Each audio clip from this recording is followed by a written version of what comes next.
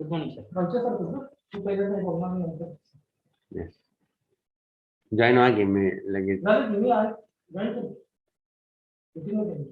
आता जस्ट आलास का? हां.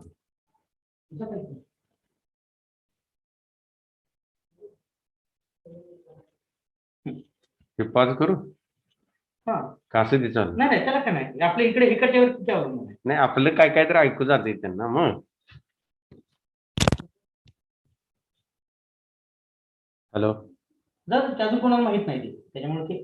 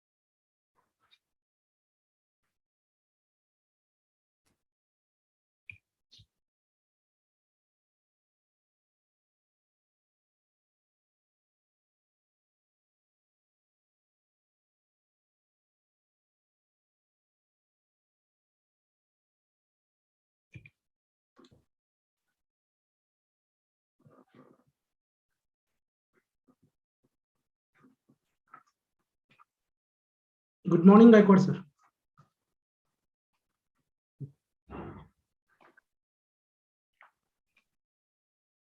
Very good morning, Professor Kamble.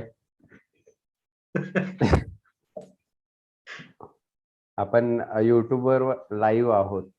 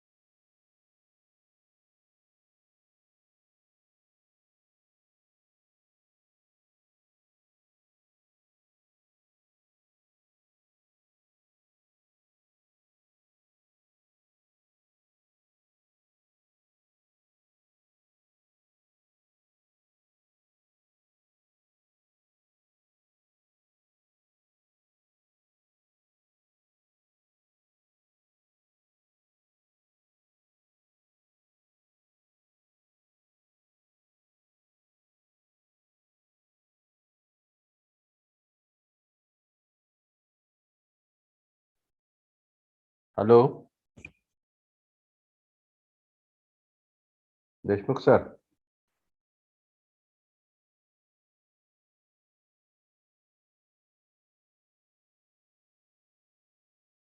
Hello.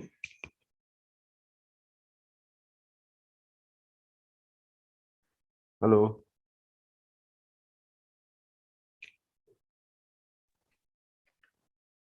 Hello, sir. Deshmukh sir.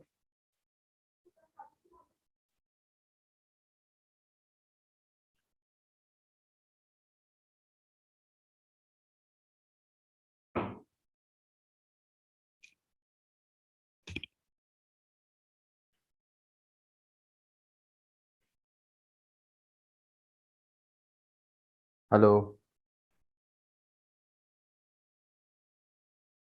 Dr. Gaikwad sir, Yeah.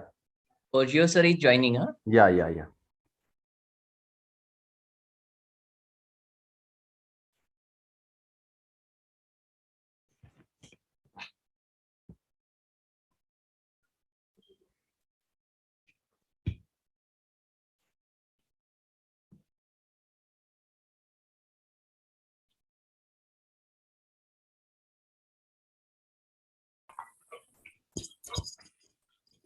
Yes. Can you hear me, sir?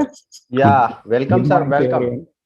Thank you, sir. Thank you. Very good morning to all of Very you. good morning, sir. Well- Very good morning. Thank you. Sir, am I audible properly? Maybe you can allow me to share, so I will test it whether it is connecting properly. Yeah. Yes, sir. Okay.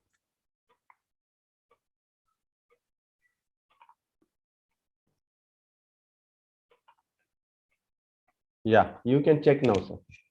Yes. I'm able to share now. Yes, sir. Yeah. Okay. Yes.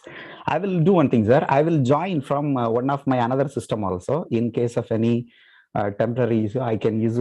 I can try with my other system also. So I will connect now from my. I will join from my another system with the same user ID password. Right. I'll connect. You can allow me in also. In a minute. In 1 minute, I will join in that system also. Yeah. Please, sir.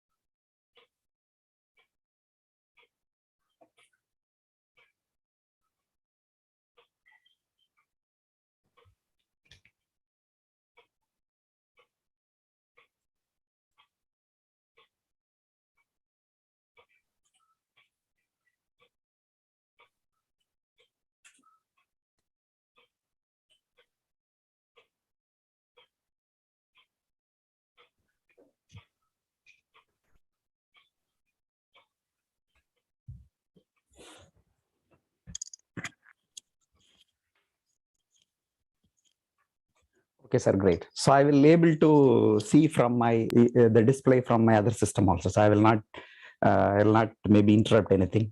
Okay. Am I audible properly now, sir? Yeah. Yes, sir. Yeah. Yes. Okay, sir. Okay. Yes. Uh, Yes, sir. Deshmukh sir. Yeah, we can start, sir. Yeah. Thank you. How long I can take, sir? I prepared for 2 hours, right? It depends on you, sir. I Okay, sir, think fine, yeah. you said that you need 2 hours. Yes, Yeah. You can. because I prepared starting from some basics till the advanced things. Also, I'm going to talk in all the everything related with the sequencing only. Once I started my lecture, I can put my video off, right? Or you want me to be there throughout the things you want me in the video, or can I in between, can I put it off and continue the talk? So it will Yeah, be yes, very... sir. You can Yes, put sir. it Yes, off. No yes, problem. Okay, fine, sir. Okay, great. Okay, sir. Thank you so much for inviting me, sir. It is a great privilege. And before Excuse we me, start... sir. Yes. Yeah. Yes. Just a moment, sir. Okay. Deshmukh, sir, can we proceed? Yes, sir. Yes, sir. Okay. Thank you, Yes. sir. Good morning, everyone. I warmly welcome the head of the department, Professor Ashish Deshmukh, today's speaker, Dr. J. Francis Borgio, professors from different institutes, all my colleagues, dignitaries, researchers, research students, and all others present for today's lecture. Today, Dr. J. Francis Borgio, who is from Imam Abdul Rahman bin Faisal University, Dammam, Kingdom of Saudi Arabia, is with us to give a lecture. On behalf of Shivaji University, Kolhapur, and all those present here, Dr. Borgio, sir, we welcome you. Thank you. Actually, I wanted to arrange your lecture physically in the department, and you were ready for it, but for some reason that didn't work out. Anyway, you are with us online today to give a lecture. Thank you so much for that. With this, I request Professor Nitin Kamble, sir, to introduce Borgio, sir, to the audience. Thank you. Professor Nitin Kamble, sir.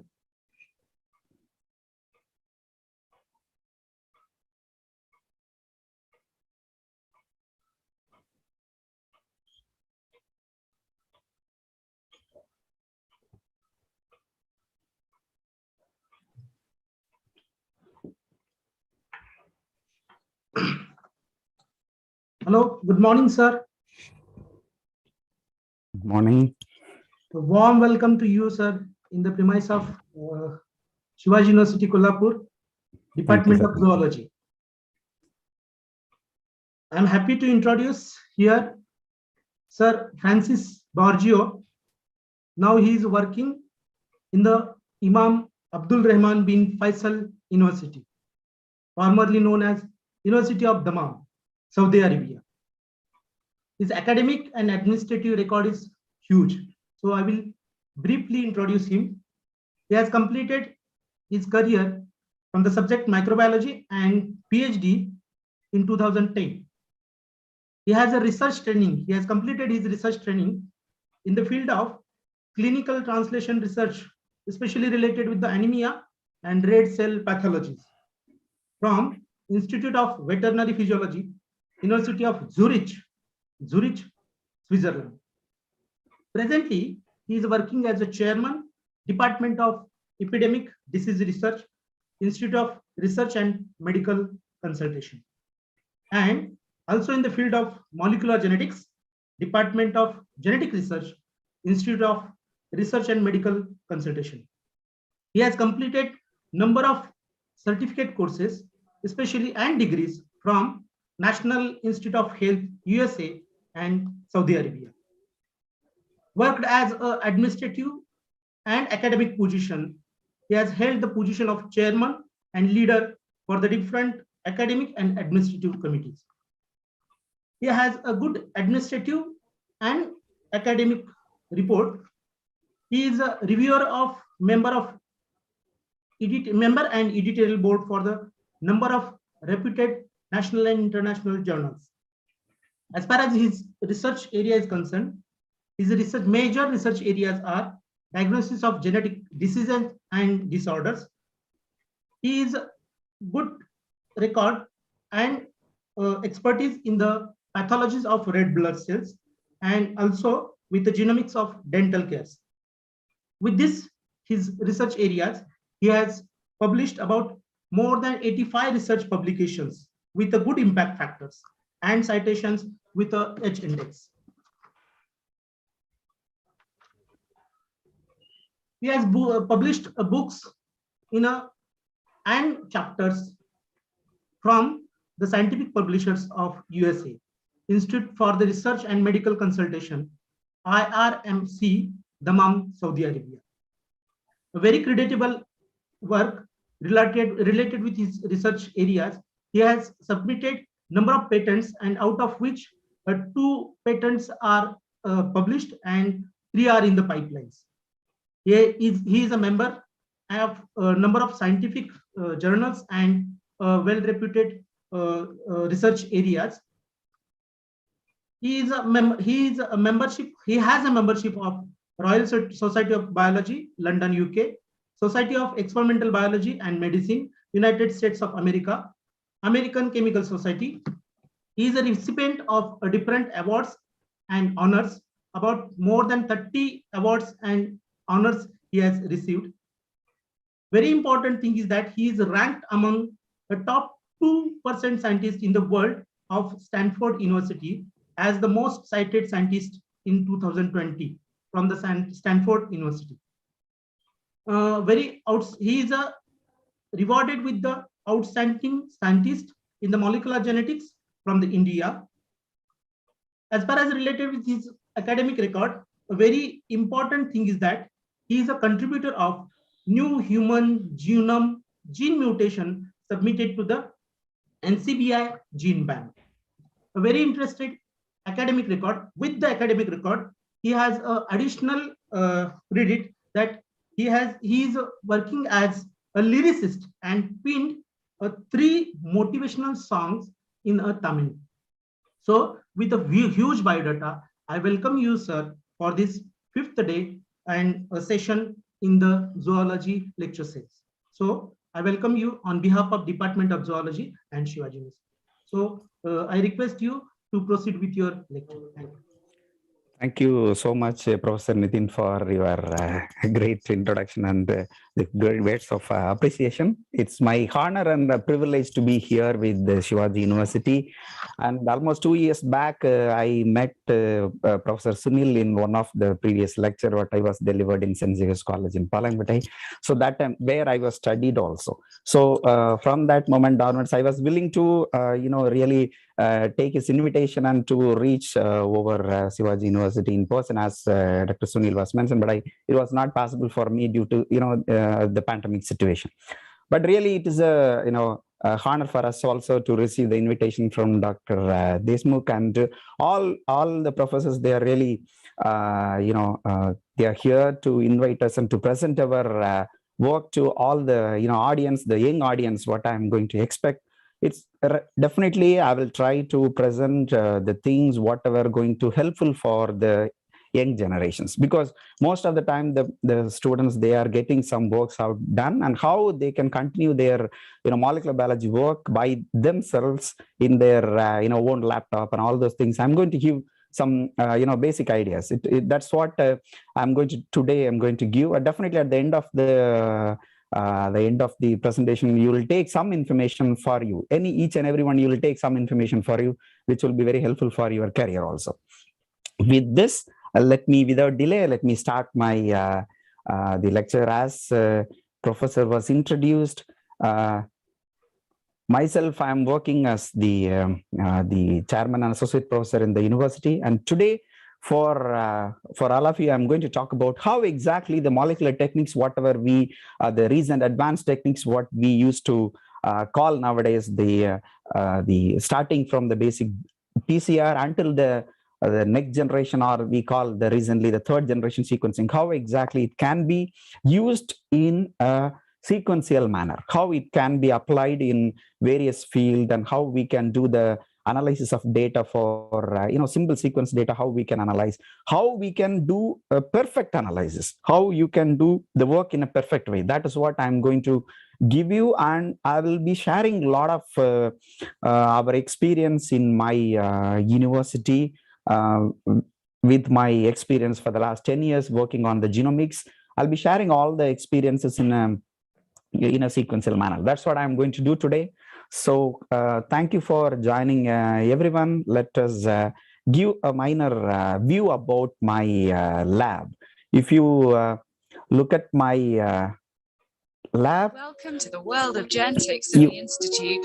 You can see that's my lab where I'm working is a huge laboratory with a lot of facilities in our lab. if you start from the basic, the PCR till all the advanced techniques are already available in my research laboratory. You're able to see that we are always working with the advanced techniques in every field. You can see this video give you some basic idea about how our lab setups are looking at and from where I'm coming from. You could able to see that this facility is a huge facility for us to do international level research works.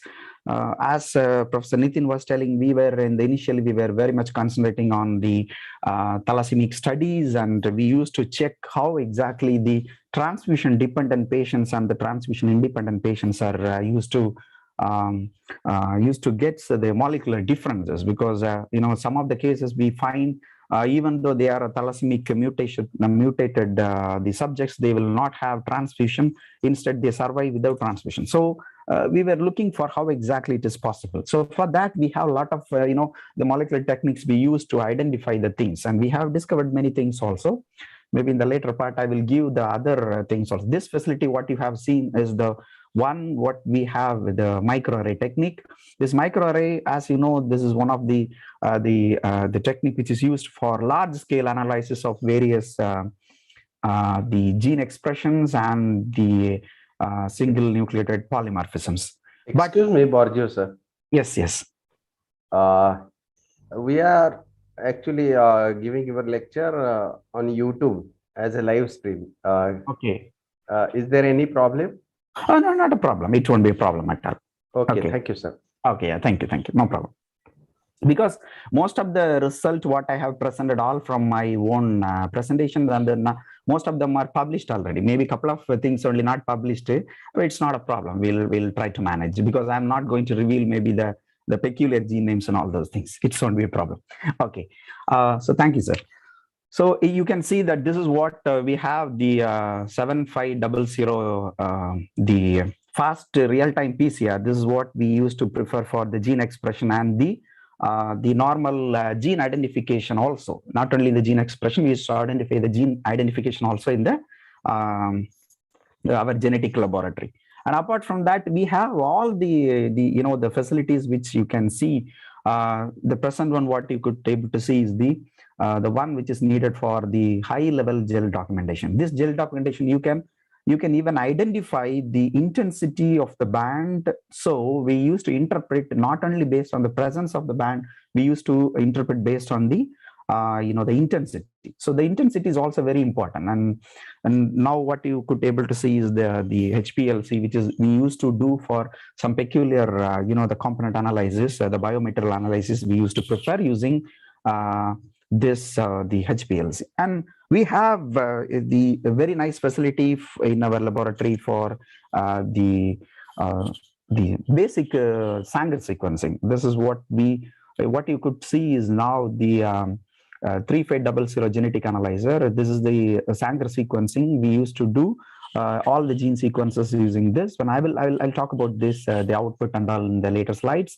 This particular the technique was really is a massive facility for us, and we have done more than 10,000 reactions in this one. 10,000 genes we have reactions we have completed using this technique, and you could able to see how these the techniques are advanced in our lab. We have even next generation sequencing facility also. This is like what you see now is the Illumina technology, the whole genome sequencer, and we have the MySeq sequences also. The facilities are always the available for us to do all the whole genome, whole exome, and the transcriptome sequencing in our laboratory. And all these facilities are really not only supporting your research, and we are taking the research in the next level. As in the beginning it was mentioned, we were very much interested in the thalassemic studies. So we have even started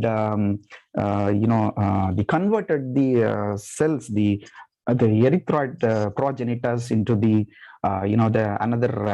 the maturation to identify how exactly the erythroid progenitors are behaving and how they are different from various diseases, especially for the thalassaemic patients and the normal subjects. And as I was mentioned in the previous words, that we were very much into the technique of identifying the genetic modifiers, modify in the sense how exactly different type of gene expression and the gene mutations are influencing a patients to for their survival and to control the transmission dependency. And this is one of my team spirit, and whatever we are succeeded, everything is possible mainly because of our huge team support. And you could see a lot of my friends there. And Dr. Aziz is one of the main supporter for me and the close collaborator. He is one of my close friend also. We both of us are only always traveling together to discover many things whatever we have done already. So with this intro about my lab, I'm taking you now to the lectures directly. Now you could able to see here. This is a very basic picture. Already the central dogma. When I'm going to talk about the genomics, you should know what exactly this genomic is actually, where exactly they're starting from. As you know, this is basically starting from the DNA molecule or from the RNA molecule. So we don't want to, leave anything untouched without you do work on the genomics. You can't discover any disease associated things, because whenever you are talking about any diseases, or if you want to go for the molecular identification of even the bacteria, or if you want to go for molecular identification of insects through insects barcoding, or if you go for the recent the advancements, how people are talking about the mitochondrial DNA based identification, whatever it may be, all these things basically from the DNA. So that is what we are here mainly concentrating on in our laboratory. I don't want to take much of your the time for the basics. Before we go, we should some people might be very much familiar in molecular biology. Some of you may not be much familiar, but for all of you, you should know what is actually the gene is. As you know, it's a very simple thing. It's a very small fragment of DNA, but it has the entire the information which is needed for the survival of any organisms, starting from the virus, what we are talking about, the coronavirus, and even ending with the highest organisms, the human. So it is, all these things are coded in the genes. If you take the gene, we should remember two things. One, when you talk about the whole genome, we are going to talk about the genome which contains the exon and the intronic regions in the gene. But if you go for exome sequencing, it means you are not concentrating the introns. That we call as a big junk. When we are generating huge data for the whole genome sequencing, you will find a huge junk from the intronic region. This intronic region is not much into the association of any genetic diseases or any genetic characteristic, except the region of controls. That's what we called as the regulatory regions. Those regions only we have to take care. For all the other regions are not into much associated with any the phenotypic characteristics. It's either in the disease or any characteristics associated with the expressions. So when we talk about all these things, we have to remember the basic things that you have to, if you are doing any genetic studies, if you are planning to do any genetic studies, instead of the whole genome, you can prefer whole exome, so you can reduce the large amount of data, and you can do the analysis very easily compared with the whole genome sequencing. And at the end, we are into why we are talking about whole exome rather than the whole genome, because we are going to concentrate, maximum we are going to concentrate on the coding region only. When you are concentrating the coding region, it's most of the time the coding regions are only going to be valuably associated. It's not, you can find significant associations even in the intronic region. But when you come into the treatment strategies, or if you want to go for any genetic change, if you want to create any genetic modification in the genome, you finally you will prefer some functional exonic regions. That's the reason why you used to concentrate on the whole exome sequencing rather than the whole genome sequencing. This picture is much familiar with you, hopefully for all of you. And if you want to start any type of genomic study, you can't skip the basic technique called PCR. You know already the PCR is it's a very simple technique. When you are doing the PCR we are doing in big instruments. But if you look at the history, it is like a very simple, the way they discovered, but it was a great discovery, which is one of the marvelous observation by the scientist Karimulis when he was observed when he was observed the changes, and when he discovered this one, the PCR. It was initially, it is nothing but they are exposed the DNA into different temperatures in order to identify or in order to amplify the selected region of gene. But if you see the present laboratories, you will find small instruments, many varieties of instruments. This what you could see is the PCR room, what we have in our laboratory.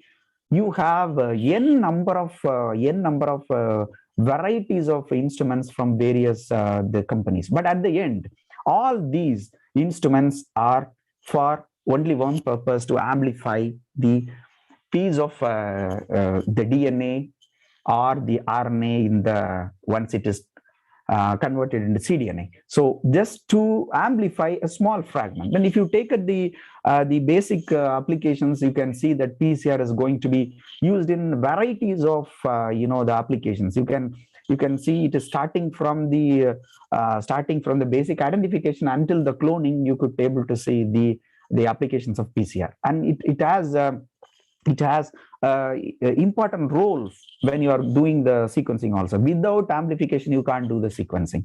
Nowadays, there are advanced techniques. The third generation sequencing technologies have come. That techniques are doing without the PCR amplification. We can do directly, and it is called PCR free genome sequences. But those things are now recently evolved. But if you look at the early days, and still in all the laboratories, we are depending on the PCR. Either it is a whole exome or whole genome or whatever it may be, we are depending on the PCR. This PCR technique is going to be a very the basic technique, and it needs in the genomics. Its role is really what do you call it as invaluable. We can't say that without PCR you can do any genomic studies. So what I'm going to take you today, I will give you some of the very interesting fact about the PCR, and if you failed in the PCR reaction, how you can come up with the good results.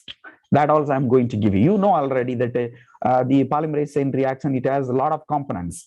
You could see all the components what you have displayed. The basic one, what you need is your template, and along with the template, you are going to add a lot of components like the TAC DNA polymerase, that is to amplify, and the DNTPs, which is needed to continue the synthesis, and the another important thing is the primers.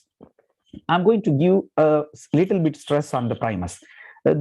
You might see this particular picture over internet, that this is the way how the PCR works. It amplifies the single strand of DNA into multiple copies, starting from 1 to 2, 2 to 4, 4 to 8, 4 to 16, like that it is going to amplify. And at the end, what you are going to get? At the end, you are, when you are running the PCR, you are going to get at the final moment after the polymerase chain reaction, you are going to get 2 strands from a single strand. This is what we see. But if you do multiple times the cycle, if you increase the cycle, when the number of cycle increases, the number of DNA, the amplified products are going to increase. At the end, you will get lakhs of copies of the genes which you are interested in. But for this, We have generally we talk theoretically we talk about three steps, three major steps. So, as you know, one is like the denaturation and the primer annealing. Primer annealing, you know, that is the one important step, which is the secret of success for the the PCR reactions, any PCR reactions. And at the end, you are going to do the extension to complete the product, to make the amplified product complete one. But this is like the theoretical if you talk about. But if you go about the thermoprofile, what exactly the thermoprofile? If you see the thermoprofile in the real reaction, you will find a 5-step thermal profile in the PCR reactions. The first step, what we added here, that is the 95 degrees Celsius for 5 minutes. This is one of the major steps which is included for the initial denaturation. We call that as initial denaturation. What actually it does, it denature the genomic DNA into a separate single strand. But this particular step is very interesting in case if you are going for different type of PCR. For example, nowadays, people are talking about direct colony PCR, and the students, those who are here working in the field of microbiology, and they might be familiar with the colony PCR. When you do the colony PCR, you are not going to isolate the DNA. Instead, you are going to take directly the colony to do the PCR reaction. When you do this direct colony PCR, you have to make sure you are giving sufficient time to break open the cell and to separate the double strand into single strand. For that, usually what we do, 95 degree for 10 minutes we'll give. So this is one small clue. When you are running for colony PCR, you have to make sure you are increasing the time. In case your organism is it has the cell has any cells, it is even in the human small cells, or if you are using any bacterial cells, you can't use this colony PCR for most of the time the fungal cells, but it works for bacteria and the young human cells. When we do this one, we have to increase the time for the initial denaturation. So if you increase the initial time for denaturation, you will definitely get the PCR amplicon, successful amplicon from the reactions. This is one small clue when you are working on the colony PCR. So what it actually gives you advantage over the normal reactions, you will not do DNA extraction. So you are avoiding one critical step. The second thing, if you want to do a pure colony and you make sure that the colony is pure, then you will go for the colony PCR. In case if you do the colony PCR and after your analysis, if you are getting two different organisms are clubbing together, then you will discover that particular organism is a co-aggregate, not a single colony. Most of the time, you think that single colony, what you are getting in the plates are really a single colony coming from a single cell. But when you do the 16S rRNA sequencing using colony PCR, you will find multiple organisms combined together, because we have come across many times when we receive the pure culture colonies from some of our the other colleges to do the sequencing to do in our lab. Many times we identified and we revealed that co-aggregates of the cultures or the organisms in the pure culture. So this is one of the interesting, the finding you can identify when you are doing this colony PCR compared with the normal PCR. And as I told you that all these things depends on the temperature, whatever giving. All these things are going to be in one small instrument called the thermal cycler, right? Many people might be already familiar with the thermal cycler, but those who are not familiar, inside the instrument you will find nothing. Just one small heating mandle will be there. That's all. There is a heat block will be there. What does the heat block does? It will give you a chance for you to keep your DNA in various temperature. That is what this thermal cycler actually doing inside the instrument. Okay, you are providing all the polymerase enzyme, and you are providing your the primers and all those things. And you provide the suitable primers, and you make sure that your primer is okay. you might be copied the primers from some of the published papers. Most of the time, our students, they do the primers copy from the published papers. When you do like this, you finally end up in your the PCR reaction not working, because most of the the old the publication, if you see, they reveal the primers, but they standardize the primer and they upgrade their primers in their lab, and that primers will not come out after their publication. So what actually is happening when you are doing the PCR using their primers, most of the time you will find a lot of non-specific bands. Here I give one example for the primers, how the primers are the design for the COL1 gene. This is one of the very common gene. Most of the time the people now, they are preferring for the barcoding project. Okay, now these primers, whatever I am talking about, it's like if you copy from some of the published papers, sometime that, as I told you, sometime that the primers are really a correct primers what they published, or if they upgraded the primer, you will not get the detail in the publications.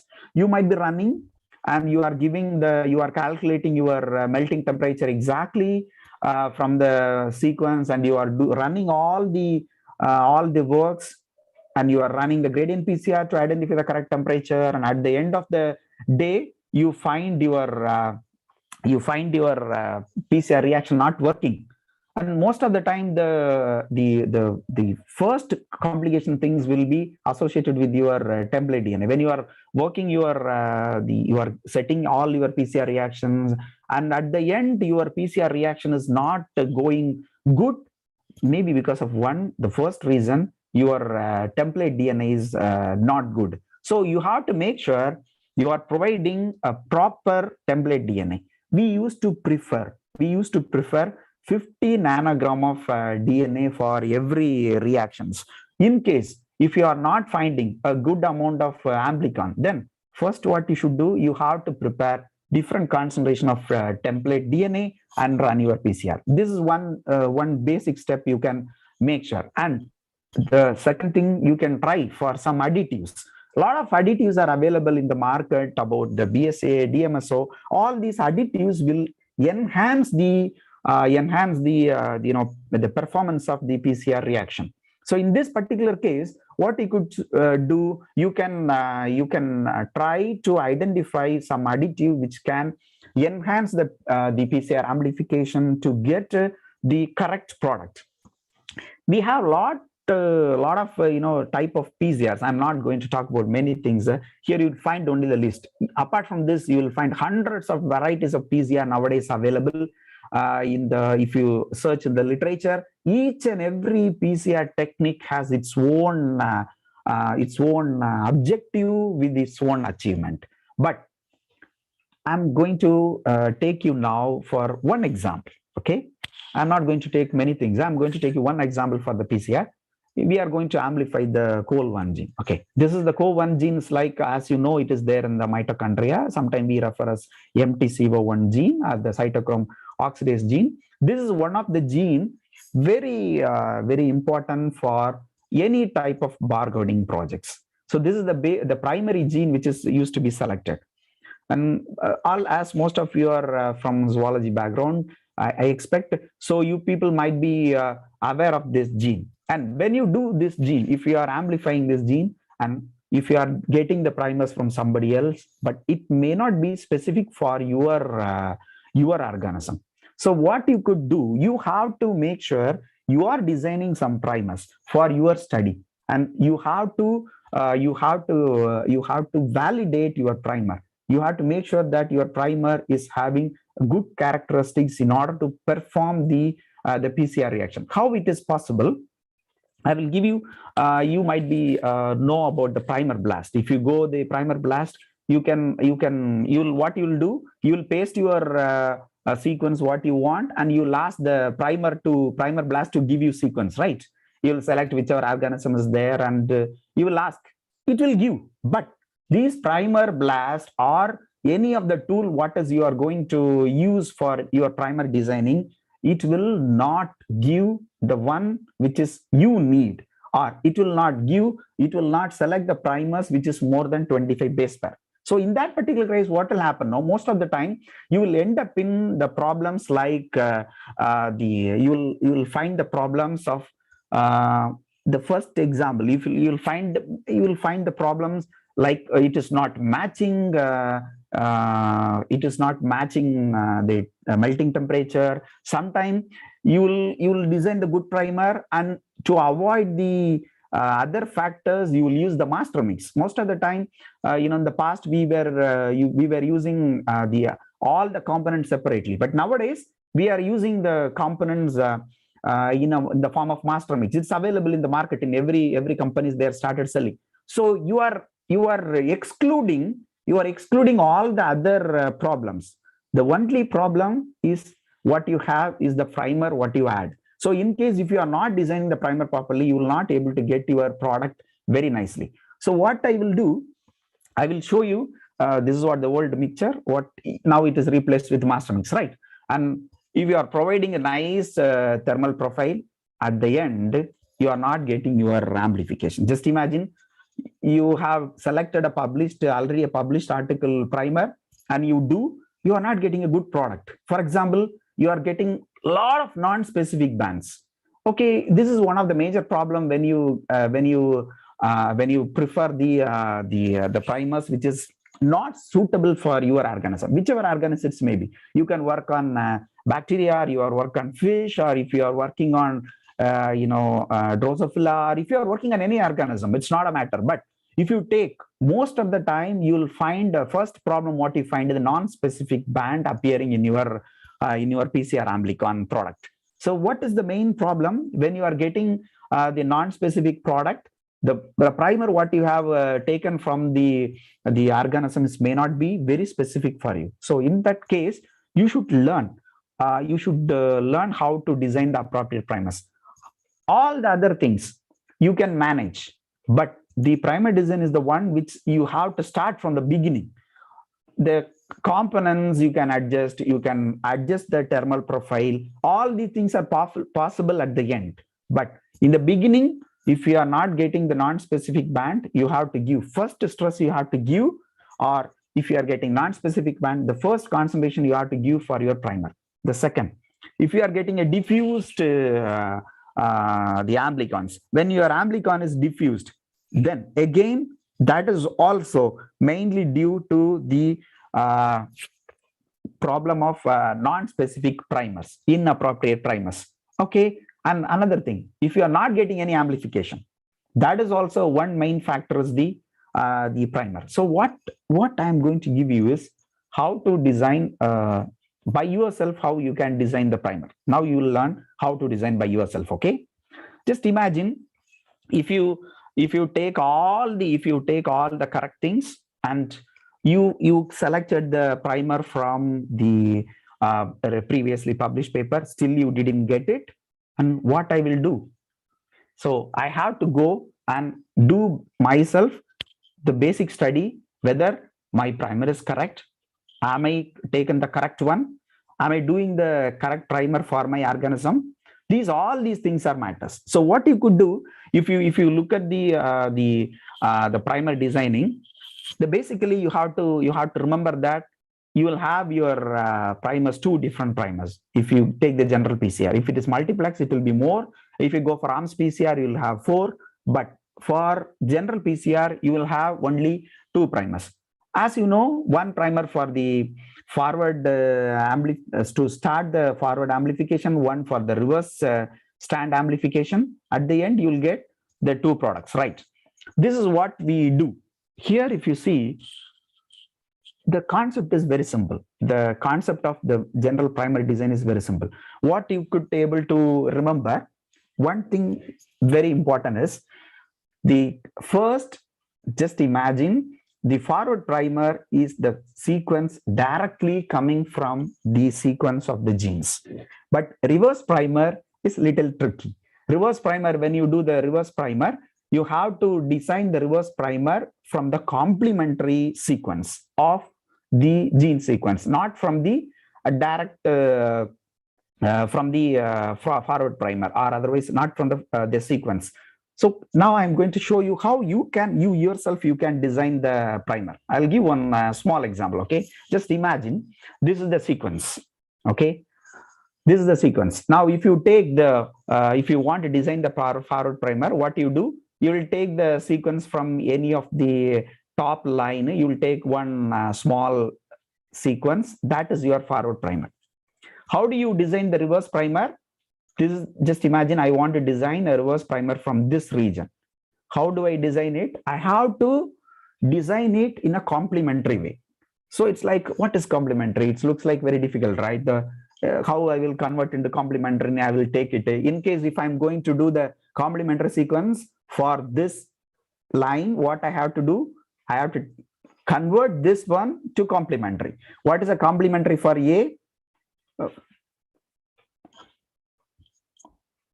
Is this the participants are allowed to talk, sir? Otherwise, they are always on mute.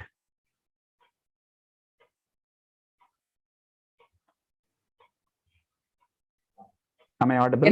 Yes, sir. We can allow them to unmute.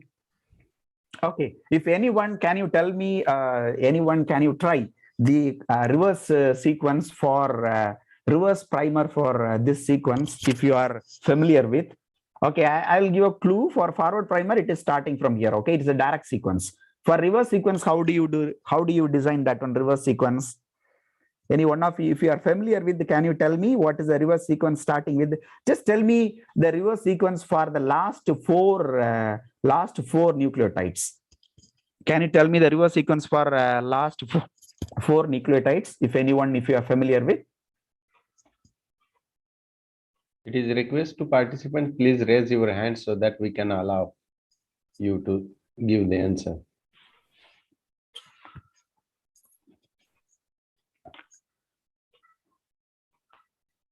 Nobody is raised hand. Oh, okay, somebody raised hand. Okay. Okay, TCAT. Okay. Yes. See how it you can see that the answer is correct. It is like TCAT. How exactly? Okay, CTAG, correct. Okay, thank you. How this one, it's like, see, some of you are already familiar how you have to translate or how you have to reverse complement and do the reverse primer designing. But this is like for few, it's okay. If I want to do for 35 and if you want to do for some 10 genes, how will I do? It will be very difficult, right? I can't do manually. But for that also, very easiest way of manual work is there. What will you do? You will take your forward this sequence. Just imagine the gene sequence. Take the correct sequence from NCBI.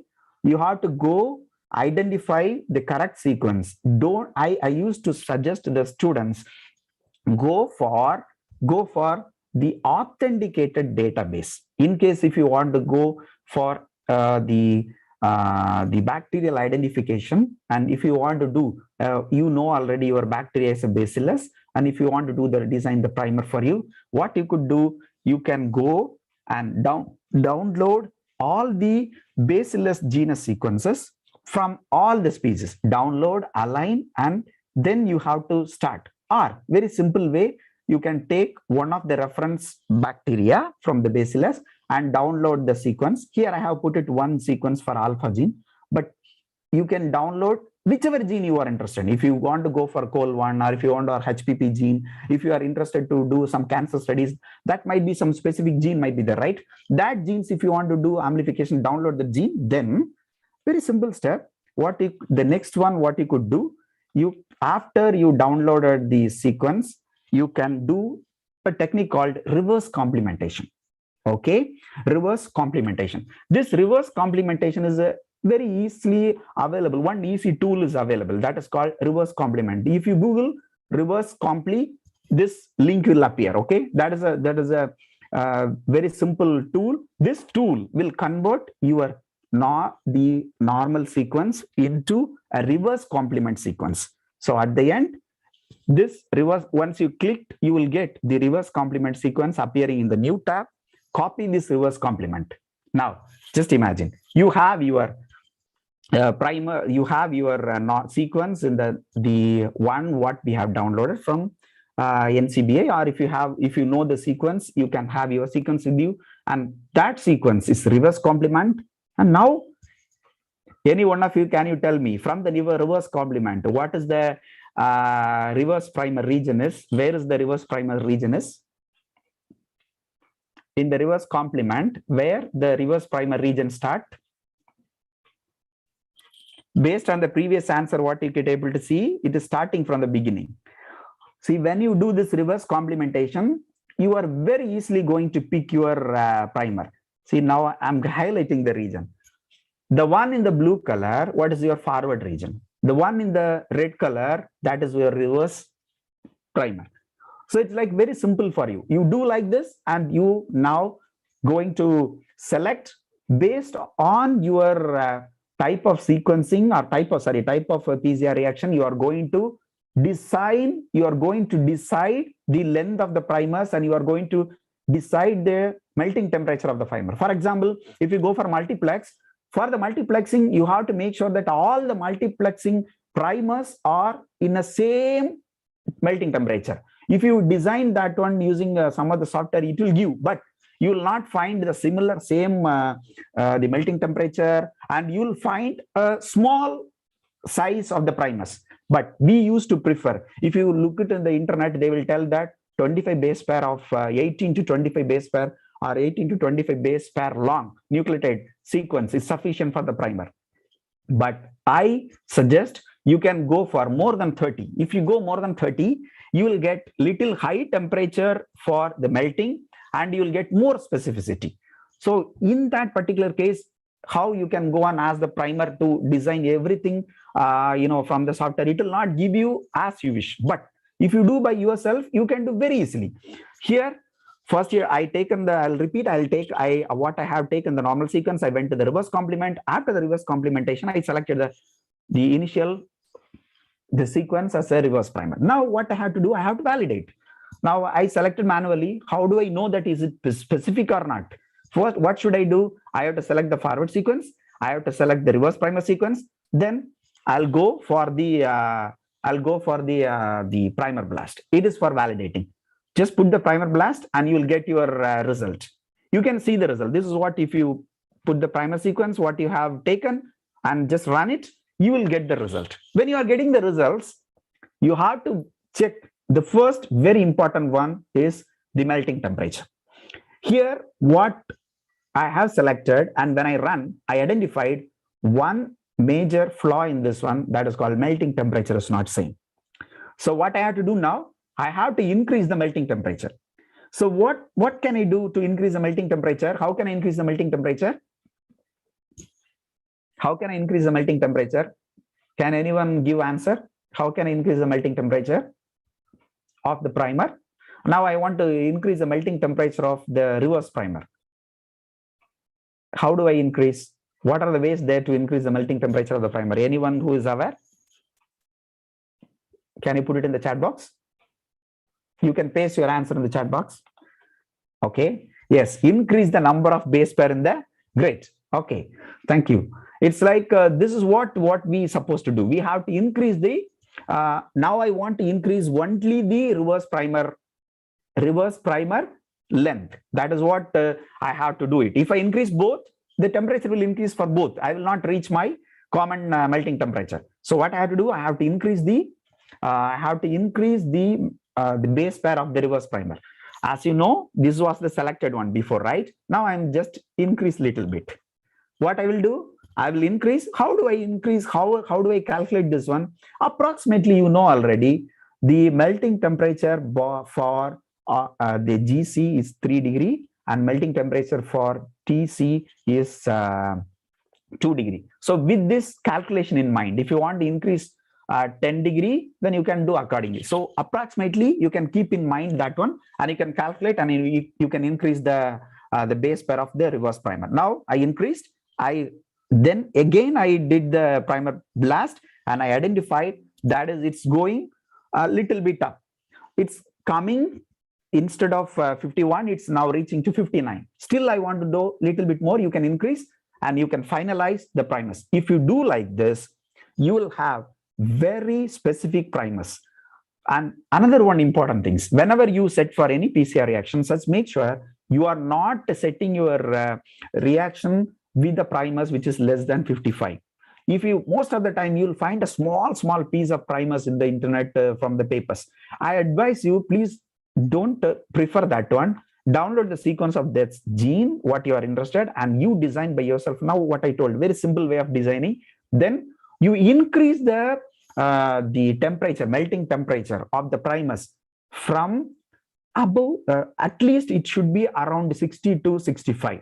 If you go beyond, it's also good, but try to set the melting temperature for you, the range from 60 to 65. It will give a very good product, because this is what our experience from the last 10 years of our experience. Okay, now here I increase. Now, okay, everything is going good, and finally I will be able to achieve. Just imagine, okay, I designed the primers, and now what is the next, what I'm going to do? Okay, I'll give one example where I can apply all these things. I'm talking about primer designing and many things, right? Where I can apply. First, I'll give one example for the insect barcoding. Most of you might be already familiar with the insect barcoding. I used to take the class for insect barcoding for about 1 hour. It is like, but I'm not going to take you, in depth in this now. I'll give you some type of, very basic ideas about the insect barcoding also. What is this insect barcoding is talking about? It's very simple.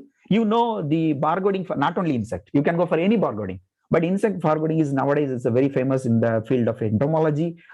People, they are into it in order to, design the barcode for, or otherwise to achieve the barcode for their organisms. India is one of the, the well-known country with reporting many new species in the literature. So now it's very much mandatory for classical taxonomists. They have to combine, they have to coordinate with the molecular entomologist or otherwise molecular biologist in general to prepare the barcoding. How it is possible? Very simple. As I told you before, the COL1 gene is one of the, the COL1 gene is one of the very famous gene in order to do the barcoding. What you do for you, if you want to do the barcoding for any one of your insect or any any genus in the insect, take for example Rhinoceros. What I should do? I have to go and download the Rhinoceros COL1 gene from the nucleotide blast, and I have to download the sequence. Then I can design the primers by myself, and I'll try to cover maximum possible. Don't think about what the literature is talking. Sometimes literature is talking about 600, 200, 300 base per long. I don't advise that one. You have to go at least 700 and above. That will cover most of the region of the gene. So when you are covering maximum number of nucleotide or maximum region in your gene, so what it gives, it will give you more authentication than the small products. So here, what I'm giving you the ideology for barcoding. You will take the CO1 gene and you design the primer by yourself and design maximum coverage for the gene. Then after you design, you can do the sequencing. And how we can do the sequencing, that is a lot of steps are also there for the sequencing also. I will tell you, basically what we do, we'll do the PCR amplification. After the PCR amplification, most of the time, most of you people are sending the product to, or otherwise asking the private companies to do, right? What they do, they will take the PCR amplicon, then they will go for a step called PCR purification. What the PCR purification does, it removes all the other components what you have added except the amplicon, the PCR amplicon. Then you will take the PCR amplicon, then you'll go for the next step called cycle sequencing. What the cycle sequencing actually does, it will usually include only one primer, either in the forward primer or the reverse primer. Once you add the forward primer, you can do the forward sequencing. If you add the reverse primer and if you proceed, you will do the reverse sequencing. Then you have to combine. In one later slide, I will show you how to combine also for one example. After you combine on all those things, you will have your final sequence, and authenticated sequence will be there. That sequence, once you authenticate and once you confirm, this is exactly from the gene what you are getting from. based on the alignment. You have to go for the multiple sequence alignment to do that one. Then once you aligned it, after your authentication, then you will upload your sequence in the barcoding. This is one of the famous barcoding system, that is the BOLD system. That's from Canada. The system is the most of the time nowadays the entomologists, they prefer this one to construct their barcode. What this system is actually, what this system does, it will take you a lot of details starting from your the phenotypic characteristics of the insect. If you provide any insect, you have to take a very clear phenotypic appearances. That along with that, you are going to provide the sequence. What are the sequence I have to provide? Okay, in case if I'm going to do the DNA barcoding for an insect, what are the sequence I supposed to prefer? What are the genes I supposed to prefer? You have two different type of gene selection. One is called primary markers. The primary markers, you have to do any one of the primary markers, that is mandatory. Here, what I have listed here is a lot of genes are there in the primary markers. Like you can go for CO1 gene, or you can go for ITS region. In case if you go for the fungal organism, you have to go for ITS region. And or if you go for any higher organisms, you can go for 18S or 18S gene. Any one of this gene, what is listed here, you can select. But for insect, it is most preferable one is the CO1 gene. So this gene is considered as the primary marker. So can I stop only one gene to complete the barcode for any organism? No, it's not preferable. You have to do one primary gene and you have to go for the another one, the secondary gene. Most of the time you prefer the primary gene from the mitochondrial DNA. Why? Because the primary gene, if you select from mitochondrial DNA, they are not much exposed for recombination. So you'll find most of the time they are conserved. They are not much mutated like what we are talking about, the spike protein in the COVID. It's like it keeps on changing, right? But you won't find that type of the fast mutation in the mitochondrial DNA, as they are much conserved in the organism. So that's the reason why we used to prefer only the CO1 gene. So this, after you do the primary marker, then you have to select one secondary marker. Secondary marker also, there are a lot of list of secondary markers are available. What is a secondary marker? Apart from the one gene for the primary, you are selecting another one gene from the secondary marker. These you can find a lot of the gene list. Any one you can select. You have the cytochrome also. You have a lot of other genes. Any one gene you can select from the secondary marker. So this will give you very high strength for your barcode instead of selecting only one gene. And this barcoding for any organisms, if you look at into the advanced technique like this, the barcoding, it gives a lot of different applications. You can use this application in variety of field also, starting from the biodiversity, ending from the agriculture use. So this is like very important nowadays to do the barcode for your organism. If you are working, most of your might be PhD students or MSc students, you might be working on any some organism, right? Make sure you are using the correct organism. Classical taxonomists, they might be telling one name. If you take the same organism to another one classical taxonomist, he will give some another species name. There will be a confusion will be there. This is there even when I was doing my PhD also, this was there. When I was working, my organism name was different. Now it is organism is different. They are telling that no, the organism's name, we are changing names. Why we are changing names? Because that advancements are coming and they are upgrading the ideologies for the classification. So whoever is doing any type of work, prefer, do, and identify your organism, whichever organism you do. If you are using bacteria or if you are using any higher organism, still you have to make sure your organism, what you are using is the correct organism. The name is exactly matching, because your PhD thesis will talk you until your death. So you have to make sure I did. By yourself, you should feel I did appropriately. I'm not ending with something haphazard, which is not correct. So what is my suggestion? You have to go for, always you have to go for the identification for the barcode based identification for your organisms or any other genes. If you're working for fungi, you go for 18S RNA sequencing, ITS sequencing, whichever it may be. But you prefer something authenticated for your organism. Okay. Now here, if you look at the basic steps for the barcoding, first you go for the DNA extraction. That is the mandatory. And here I showed one kit. I prefer always go for standard methodologies that will give you a pure DNA rather than having some problem in the DNA extraction itself. Then, as I described you a lot of things about the primers, design your primer, then you go for your sequencing. It's like after you do your PCR amplification of your Go1 gene, then you go for the cycle sequencing, then you do your sequencing, then you go for the analysis. At the end, what you will get from the sequencing, you will get the electropherogram. As soon as you receive the electropherogram, it's your responsibility to make sure your electropherogram is with high quality.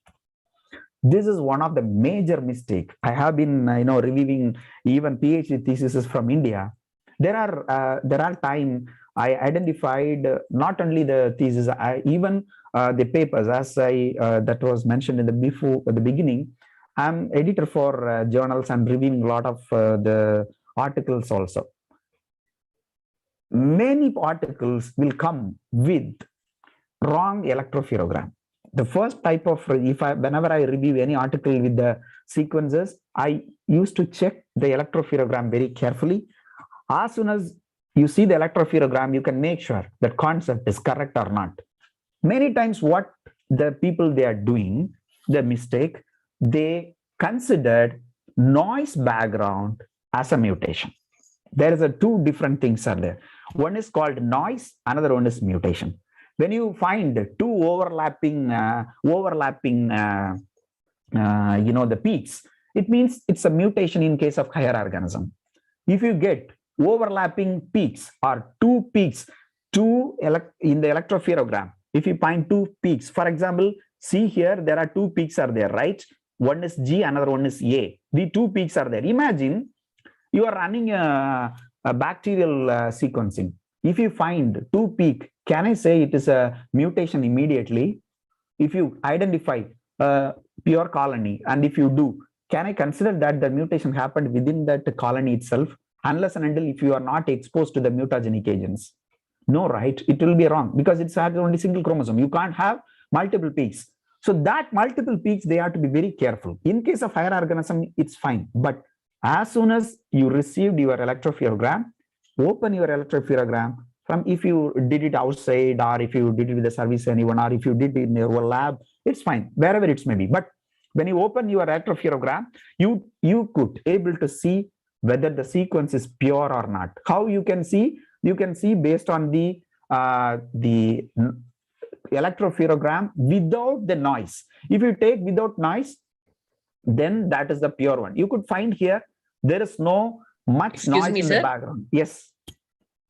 Will you demonstrate it with the help of these two diagrams, that how to identify a noise and how to identify a mutation? Okay, fine. I will give you these two. You can see here.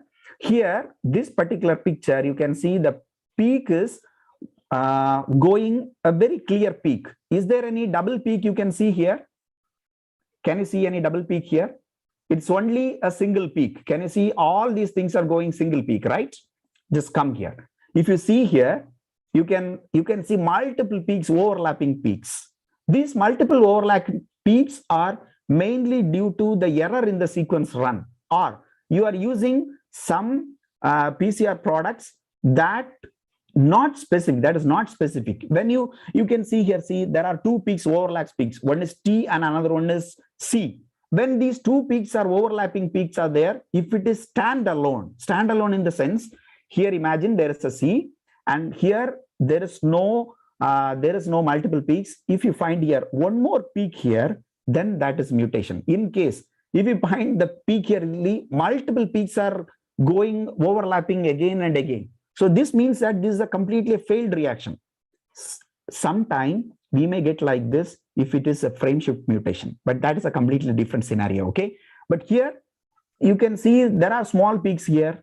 These small peaks are called the noise. Okay, but these noise are not rising more than 20. if it is raising up to 40, this small peaks, if they are raising up to 40, then that is called the noise background. If that noise background is there, it means the sequence, what you did from the amplicon is not good. Either the amplicon is not good, or it is non-specific, or the primer is amplifying two different genes, or the overall reaction is contaminated with some other organism also. If you do some bacterial organism, if you're finding multiple peaks, it is overlapping with other things. It means it gives you a clue that that is not a pure PCR product. Okay, that is what we called as the noise background. If this small peak is there now, that is all are below 20. In case if it is rising, and if it is 50, if it is reaching 50% of the other normal peak, then that is called huge noise. You will not find that one as a valuable quality good one for the analysis. So that type of sequences you have to reject. That is what we called it noise background. Are you clear with the doctor? Am I yes? Yes, sir. Is it clear now? Yes, What I sir. told Yes, you sir. now? Very nice. Okay, Very fine, nice. yeah. Sir, Okay, yeah. yeah, Yes. I want to ask one more query here. That Hmm. here in this first electrophoregram, we can see some sky blue line. I mean, shaded region is there. Compared to that, yeah, and compared to that, Okay. in the lower one, the sky blue background is a very low one.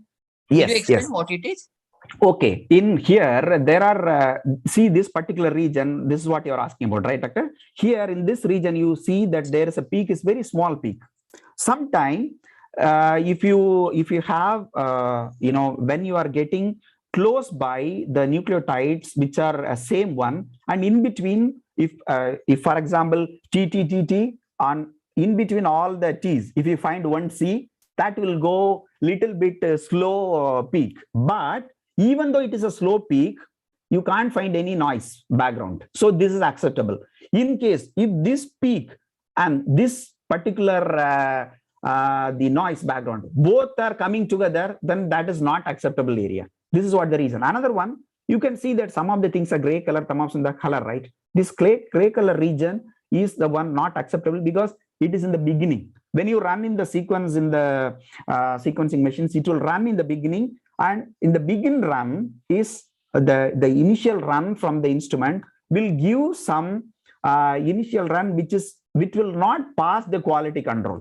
Directly the instrument itself will detect this quality control is not passed because they have a noise. You could able to see here you can find a noise here. So because of this noise only, this area is rejected by the quality control. If you don't have the software, paid software, it's not necessary for you to just worried. You can read like this. If you have a very clear peaks, I can show you a lot of the examples later also. If you have a very clear peaks, then it means that it is a high quality. Oh, don't worry that I don't have a paid software to identify whether it is quality or not. Not to worry at all, because most of the softwares are heavily paid. We know that one. But I'm teaching you all manual the quality standards, how you can set it. If not more than 20% of noise is there, then your peak is very good and you can proceed it. That is what clear. Are you okay with this, sir? Okay. How? Okay, one question. Yes, I got one more question. What with this, how we identify the duplication or inversion type of, okay. In case of duplication or inversion type of mutation, you will find a complete frame shift. That if it's a duplicate one, you will find a frame shift. I didn't keep any example for that one. In case, for example, if you are having a duplication here, just imagine this particular region is A, okay? It is a nucleotide which is A. If a duplication happened in the human, just imagine this A is duplicated. So what will you find? You will find from this region onwards, you will find multiple peaks. Not multiple peaks, you will find double peaks, okay? If you have a duplication from this A, in the next base pair, you will find the duplicated A along with C. You will find two peaks.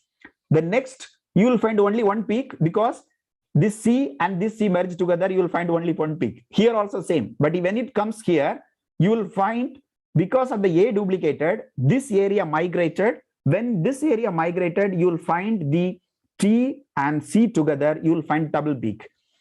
For example, here, if it is as the duplication was there in the A, you will find a double peak here. That will be the peak of the previous one, this one. So it will be TA peak will be there.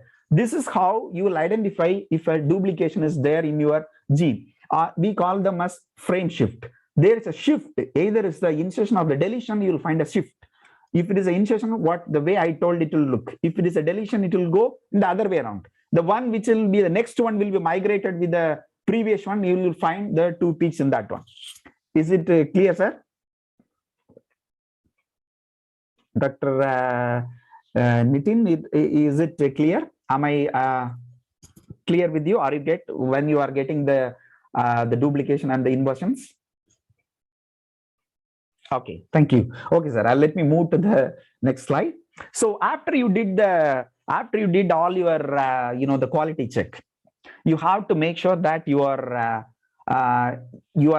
making your sequence in a faster format. Then you have to submit. Here, can you see this particular peak? This is from my lab only. It gives a very, very, very clear peaks. You can't find any much noise background either except in this particular region. But this background also less than 20%. When it comes less than 20%, it's very good. You can proceed also. This is one of the best result what I would like to show you for the sequencing results. Okay. Then after you do this one, then you will submit your the FASTA file to your barcoding lab. So or the barcoding bold system. Okay. Here you could see the what is that? You could see the example for the overall workflow. If you take any insect or any of your organism, you go for the DNA extraction. After the DNA extraction, you will have your pure amplicon. Make sure your amplicon is very good using the electrophoresis without any noise, without any the non-specific band, without smear. That you have to confirm through your gel. Then you go for sequencing. After sequencing, validate by yourself whether the sequence is pure. In the sequence, you can't find any noise background. See, this is a very crystal clear sequence. You can't find any noise background. Only the peak is there. Then after you validate the sequence, they submit to the board system. This is how the barcoding works, the overall workflow for the barcoding. Okay. Now, most of your if all people are from entomology are fine. There's somebody might be definitely there from the micro interest also. For them, this is what the workflow what I would like to suggest you for the microbial identification. This from hereafter, whatever pictures are from the last 10-15 slides, whatever pictures I'm showing all from my lab, nothing is from outside my lab. Okay, all from my own research. Okay, here you could see very recently one of our students was studying on the 16S RNA gene identification. We prefer the colony PCR. As I told you in the beginning, you will take the colony directly and you will put it in the master mix. Along with that, you'll add the primers and you'll get the amplicon. You can see that this amplicon is going very good, but here this is not very good, but this amplicon is very good. And always once you confirm the amplicon, the size based on the ladder, you have to, without forgetting, you have to load the ladder to confirm. Then once you confirmed the pure amplicon, then go for the sequencing. After sequencing, immediately, most of the time whenever I receive papers, people are talking about, I blast it and identify, finish it off. That's actually completely wrong.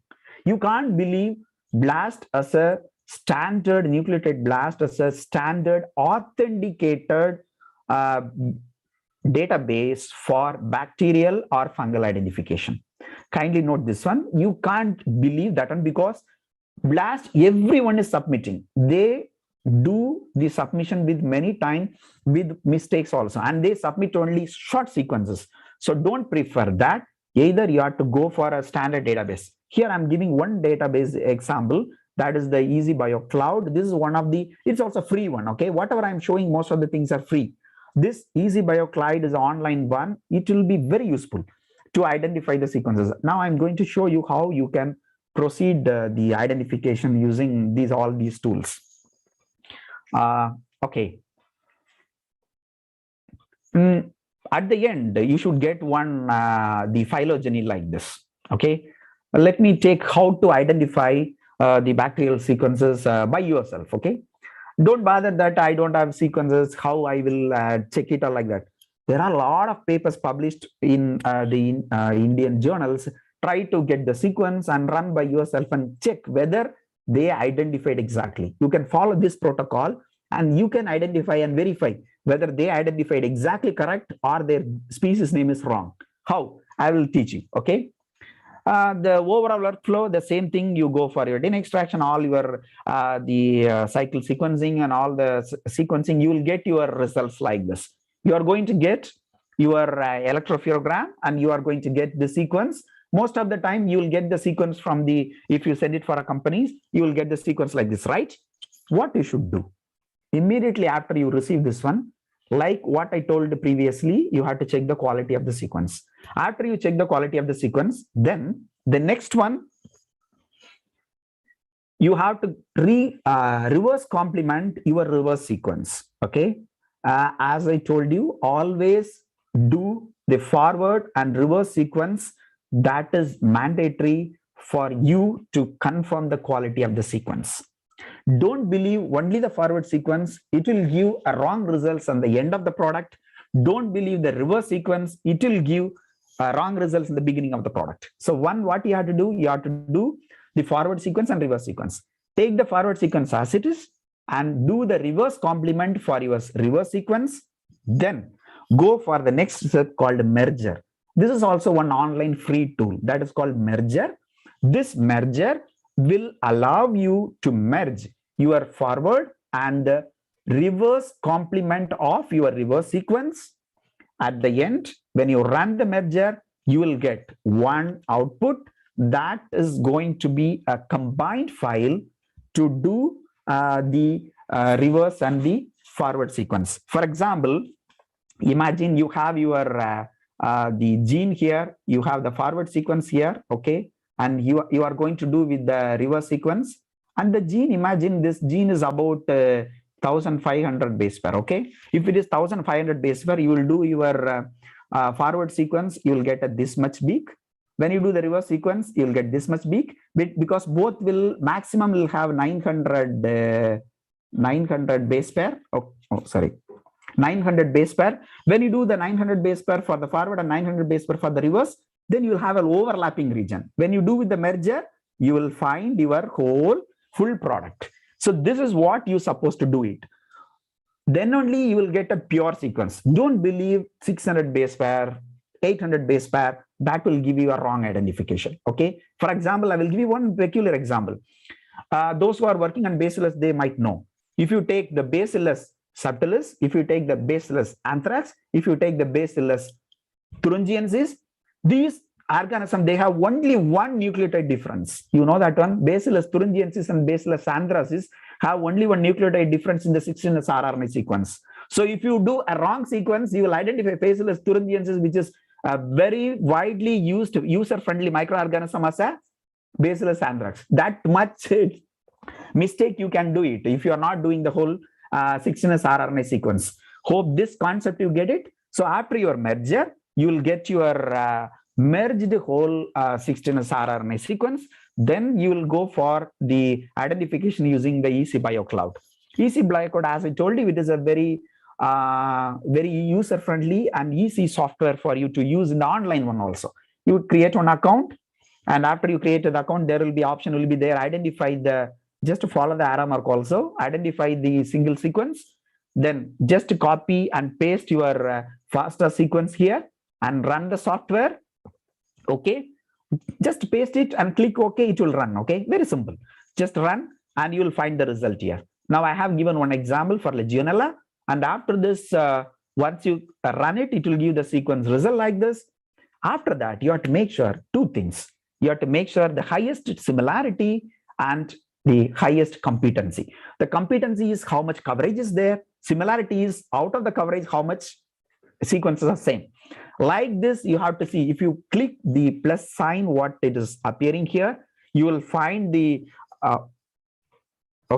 you will find the similarity highest and similarity highest for the competency also. So both you have to do, and then you take your species name probably from that. If it is not possible from there, then you have to go for the constructing the phylogeny. How do you construct the phylogeny?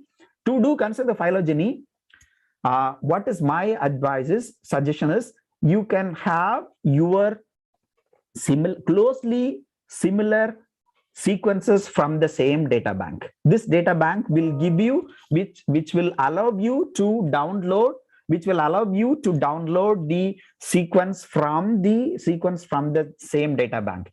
What you could do, just click the plus symbol after your result, then you will get all the organisms list. And what you could do, just they see valid names only. There is a good option is here. You will not find this valid name option in the nucleotide blast. So you have to prefer this valid name option. Just click the valid name option and download the FASTA sequence from here. After you download the FASTA sequence, just open this FASTA sequence in one software called Mega7. This is also a very free software. You can use this software to construct your phylogeny. What you should do, take the FASTA sequence from there along with your query sequence, then do the multiple alignment. After you do multiple alignment, then you can run any type of, depend on your requirement, you can run the phylogeny construction. Very simple, align it, then run it for the phylogeny construction. Then when you do the alignment, you will find some mistakes. Like here, just imagine, after I did alignment, here this sequence is very clear, right? But it won't be a problem. Both are matching. The query and the standard is matching. When I go for another sequence, I'm finding some of the query and my query and the standard sequence have some small disturbance. This type of results you will get it. And if you run without quality check and without normalization or the correction, you will end up in wrong identification. So what you have to do, just imagine this technique is applicable for all genes. Okay, I'm giving example with the 16S rRNA, but you can do this one for every gene, whichever you are interested in. And here you will find some deviations from the alignment. This deviation you have to verify. Really, this deviation is correct. Sometime, if you go and check, you will find that this deviation here, this particular one, what is displaying is here is like because of some background noise. See here, you can see the background noise here.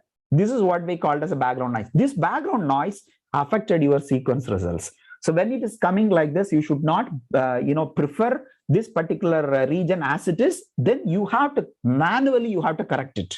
Just imagine this is like it is giving a mutation in the region. It's not possible because we are using bacteria unless and until you are not exposed to mutagenic agent. Then you will prefer this, eliminate the 20% background noise and prefer the top one. So here what you could see, this is a C only, but because of the background noise in this region, it was giving a mutation like appearance. So this has to be corrected. Then you go for the correct it. Then you go for the phylogeny construction. Okay, this is what very important for each and every one of you should remember when you are handling any sequences from the sequence machine. Okay, after the phylogeny construction, then you can submit your portal. Okay, now I have given an overall identification for the microbial identification. Can any one of you tell me what are the steps, what I told for the identification? Can you narrate the simple step for after you receive your sequence from the company or anywhere, how you will go about? Can any one of you narrate? Let me also take a gap for the rest for 2 minutes. Can any one of you narrate the story? How do you identify from your sequence?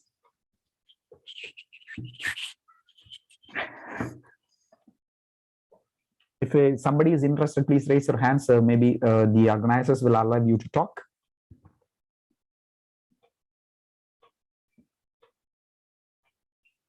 Am I audible? Yes, sir. You are audible, sir. Yes.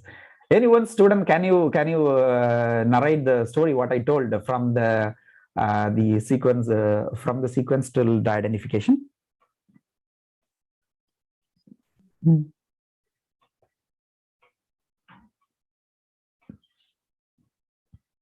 Hello.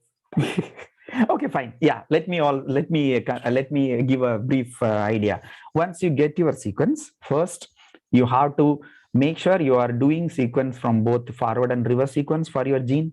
After the reverse sequence and forward sequence, do the reverse complementation for your reverse sequence. Then go for the merger using the merger tool to merge your forward and reverse complemented reverse sequence. Then you'll get the sequence from the merger, the combined one. That one you have to take it for your first identification using any one of the tool. If you are using fungal sequence, you can use the myco database. If you use the bacteria, you can use the ECBio cloud.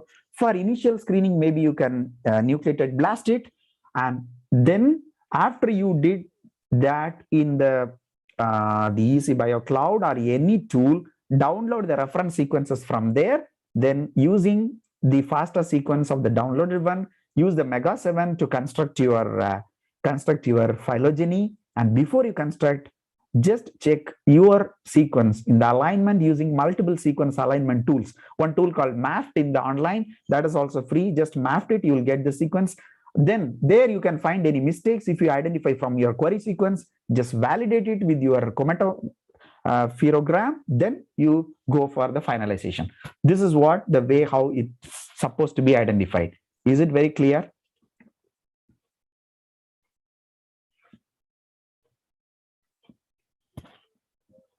Okay, thank you. Okay, these are some of the examples what I would like to show you. That is this is one of our recent article which is published in 2022.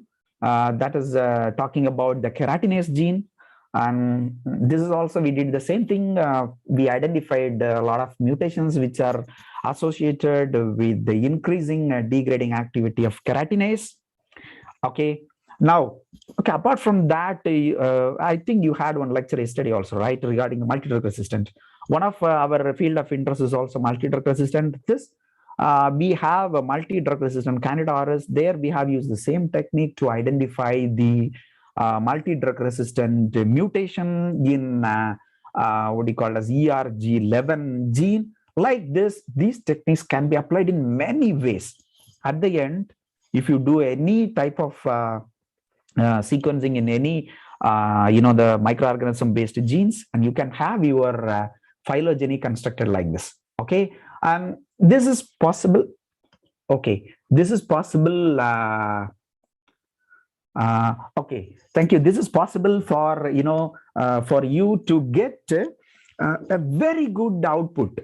You will not do any mistakes if you follow the steps. Whatever so far I'm talking about, you will do a wonderful results in your papers. You will have self-satisfaction when you run like this. Okay, this is what and my lab is also very very peculiar, and most of my students, they are aware. If they do any mistakes, I'll ask them to just one word. I'll ask them to do only one word: repeat.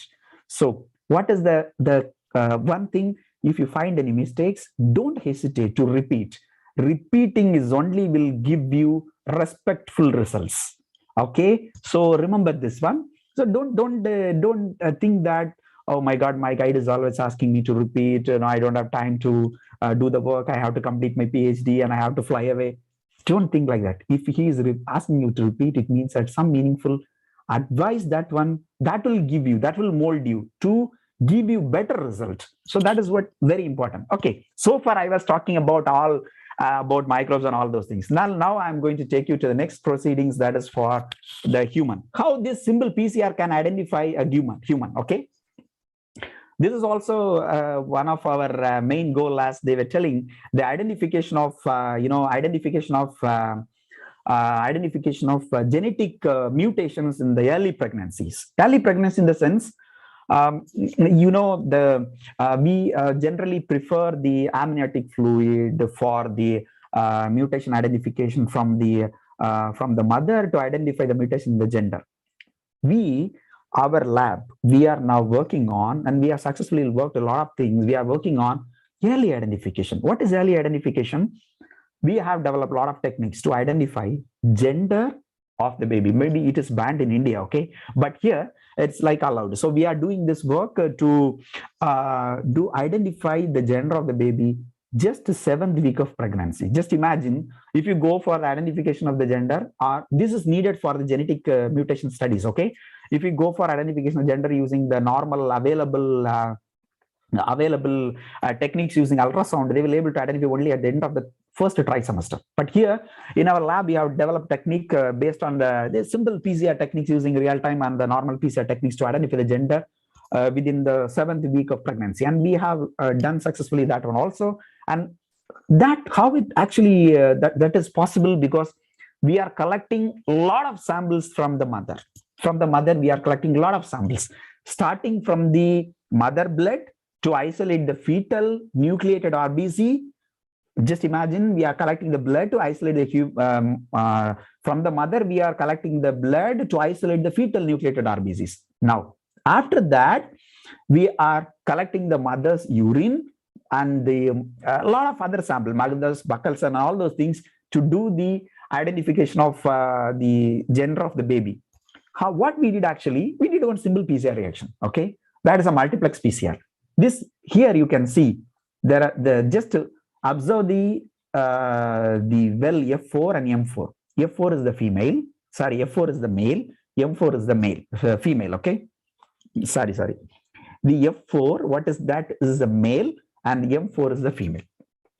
As all of you know, male and female, they have different set of genes, right? As you know, the Y chromosome is there only in the male.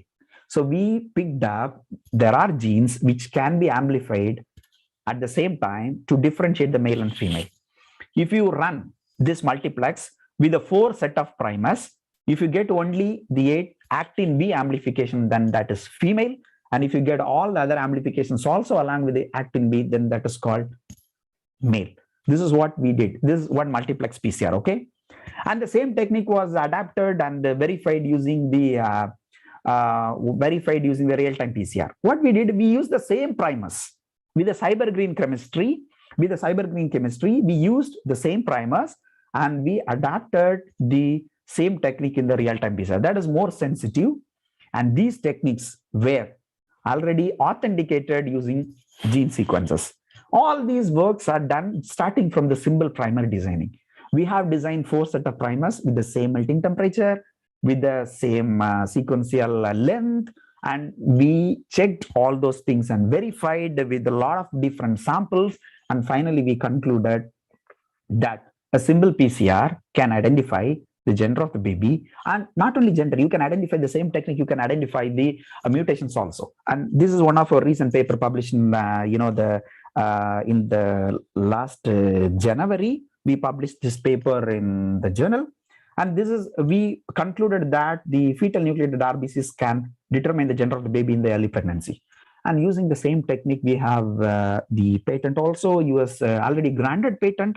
This is one of the patent which is used to identify different genes. Okay, and now I'm slowly taking you to the human genomics. Okay, now, and one interesting thing, you could able to see this picture. This is one simple PCR. This PCR is called ARMS PCR, Amplification Refractory Mutation System. This PCR is developed in my lab to differentiate one mutation which can kill the baby. Okay, which can kill the baby. This mutation is called ASIC5 gene 1 mutation. If this mutation is there, the baby will die. This is our this mutation is also identified in my lab, and we did our teamwork. We did the PCR to differentiate that one using one technical ARMS PCR. In this technique, you will have different set of primers. I can show you in the next slide also. Here you could able to see if it is a normal, you will find the wild with the 2 bands. If you find the heterozygous, you will find 3 bands. If you find the homozygous mutant, you will find the top and bottom band. So with these 3, you can identify whether the baby in the mother is having this mutation or not. If this mutation is, what will happen? No, the baby will die at the end of the 9th week. This is what one of our observations, and how this was designed. You will have the primer. You will be designing the primer in the mutated regions, and you'll have your the primer in the wild region. And this technique was adapted, and this technique, this particular technique, what we adapted is also a sequential flow of the technique. First, we did a lot of sequencing and all those things, and we identified the mutation, and this mutation is a causative mutation for the early pregnancy loss. Okay, now I'm coming to a halt for the PCR to the normal Sanger sequencing. Hereafter, I'm going to take you to the proceedings for the advanced techniques. Now, all these techniques are the basic techniques. Now, these are all having, you can see the steps starting from whatever I was discussing, all the things you can find in the step-based manner here until the sequencing from the PCR or from the DNA extraction. Now we are going to the microarray. Okay, this microarray technique is, as you know, this is one of the advanced technique which can do two main jobs. One is called gene expression of various genes, another work called genotyping for various mutations. These two can be done. I'm not going to take you much into the gene expressions, but I'm going to take you to the genotyping. Okay. If you want to do one mutation, what I told you the ARMS PCR can do. But if you want to do thousands of mutations, lakhs of mutations, PCR can't do. You have to go for the advanced technique. Okay. You can see, just watch this video. It will give you some relaxation. Okay. See, this is how the microarray techniques are adapted.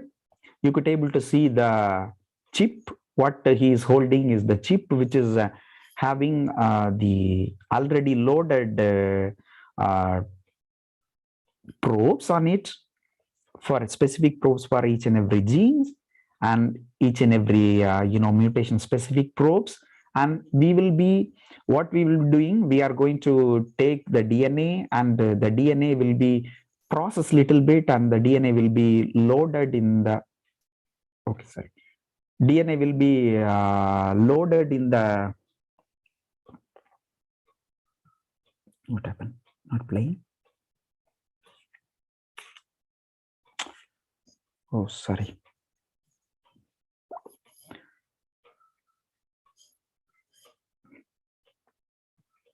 Sorry for the interruption. There is a small, it is the video hanged. Sorry. Oh.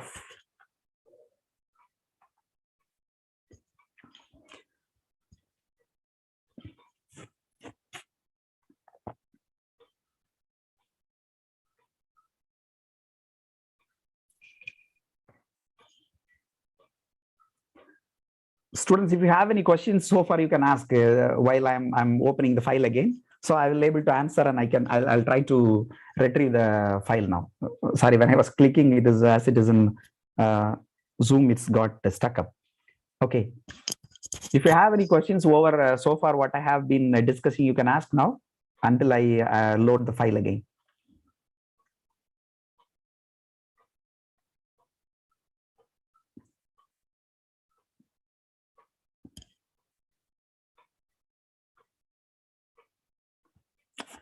Oh. If you have any questions, you can put it in the chat box so I can answer you also.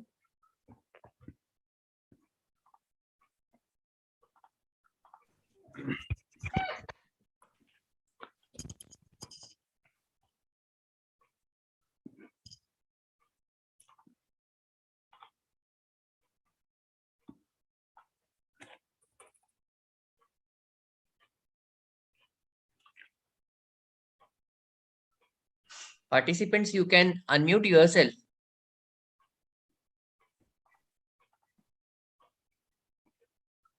Good afternoon, sir. Yes, good afternoon. Okay. Sir, one question is there. Yes, sir. Sir, multiple colony genomes come together in PCR and they coaggregate. So what is the novel significance of this coaggregation, or from this coaggregation, what novel insights can we get? Sorry, can you repeat the question?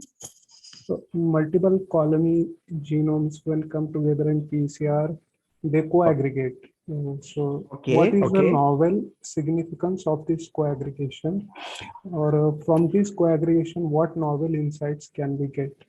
Okay, the first thing, in case if you are doing one study, for example, take one example, you are trying to degrade keratinase from the bacterial enzyme, and you are doing your all the basic work in the lab, and you identified that bacteria what you have taken, and it is degrading the keratinase more faster than the wild one or the other colonies. So, but now you are going to your next step for the identification. You identify not a single colony. From that result, you got a result is a co-aggregate. So what it gives, the co-aggregation or living combinedly as symbiotic relations for those two organisms, they are giving a characteristic behavior for that colony to give more degradation or degrade more the keratin, the substrate by that organism. So what it gives, you are having some the metabolites coming from both organisms. That is one type of discovery. Another thing, when you take the we have one type of the observation on the co-aggregate from a sample come from the high caries, tooth decay. We got one sample from the tooth decay, and we identified that tooth decay is it's generally because of step mutant, right? But in that particular case, what we have identified is it's a combination of two organisms. One is called Rothia, another one is another one organism. These two organisms together, and they are as together, they are giving more damage. So when they predict it is a single colony, and they told that this single colony we want to identify. When we identify it is a co-aggregate, and that when they are together, they are giving more damage than the normal. So these are based on your field of your interest, where you are working. If you think that it is a single organism, and if you go for the single organism as it is, you may report that single organism the only one giving that behavior. But if you do identify the co-aggregate, then you can conclude that aggregation is only giving you the phenotypic character what you observe. This is what in every field it will apply. Okay, this is what the advantage for the co-aggregation behavior. Okay, thank you. Let me are you getting my answer? It's clear? Thank you, sir. Okay, thank you.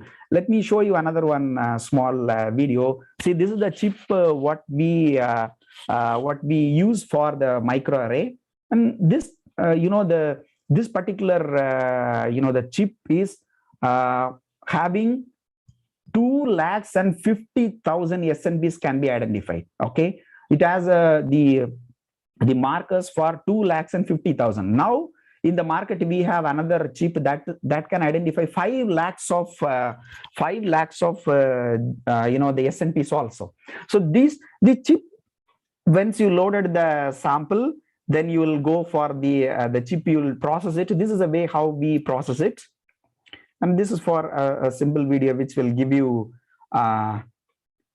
some kind of the practical idea that how exactly the microarray chips are processing in our labs. Okay, after we do the processing, then we will go for the drying. Okay, once we did the chip after the washing and all those things, we will take the chip and we will remove all the water and all the buffer in the chip by using a desiccator. This is one instrument called desiccator, small instrument. After this, you will scan this chip using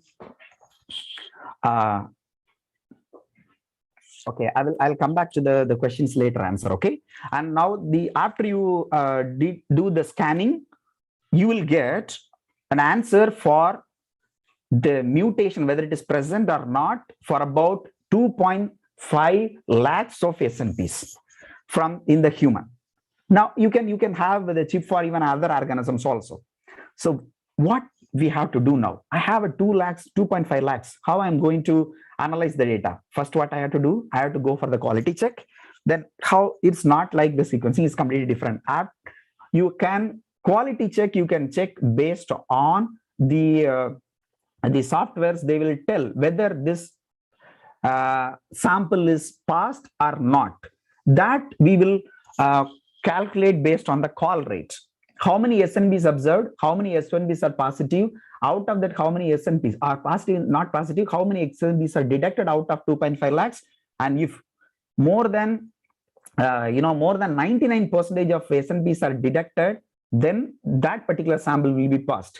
Like that we will calculate, and we have to eliminate the SNBs which are not clearing the Hardy-Weinberg equilibrium. You might have heard about that one. Then if it is passed, then we will take it for the next proceedings. Like this, for each and every SNB we will check, and we will spot whether the difference between that particular SNB from the control and the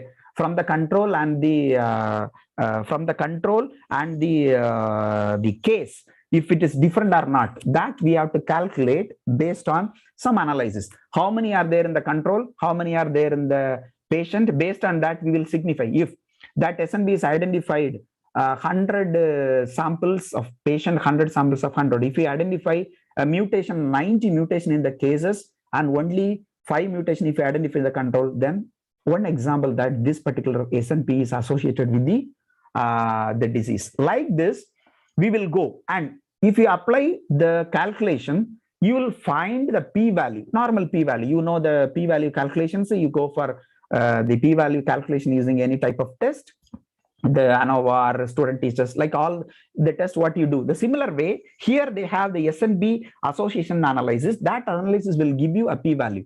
Here, one peculiar, the data what I'm showing here is the dots, each and every dots indicate for each and every SNP, okay? Each and every mutation or each and every variant. When you have all the 2.5 lakhs are tested, these 5 SNPs are having significantly far better than all the other SNPs. How it is be able to be identified? Just imagine the SNP which is there in the chromosome 6, and this particular position having a p-value of 10 to the power -8. So this particular, the way how we can identify, this is called Manhattan plot, okay? Manhattan plot to identify the SNPs. So from this Manhattan plot, we will prefer the top associated SNPs. Then we have to go for another one analysis called haplotyping analysis. This haplotyping analysis will give you how these 4 genes are the 5 SNPs and their nearby SNPs are how they are behaving from one generation to another generation, how they are going from the mother and father to the kid. That way we can identify, and how they are they inherited together. Here, see one example, one SNP. This might be the most significant SNP. This is another one significant SNP. This is another one significant SNP. Nearby also some of the SNPs are there. Maybe they are not very much, highly associated. But altogether, if you take how they are behaving together, their inheritance character, if you check, that is called haplotyping analysis. You are going to check the inheritance, together inheritance from one generation to another generation using the what you call as the haplotype analysis. This will give you how a particular gene is really associated. And this table and this particular figure is giving a combination of 2 things. When you identify this mutation, which is the most associated, and how do I know that really it is associated or not?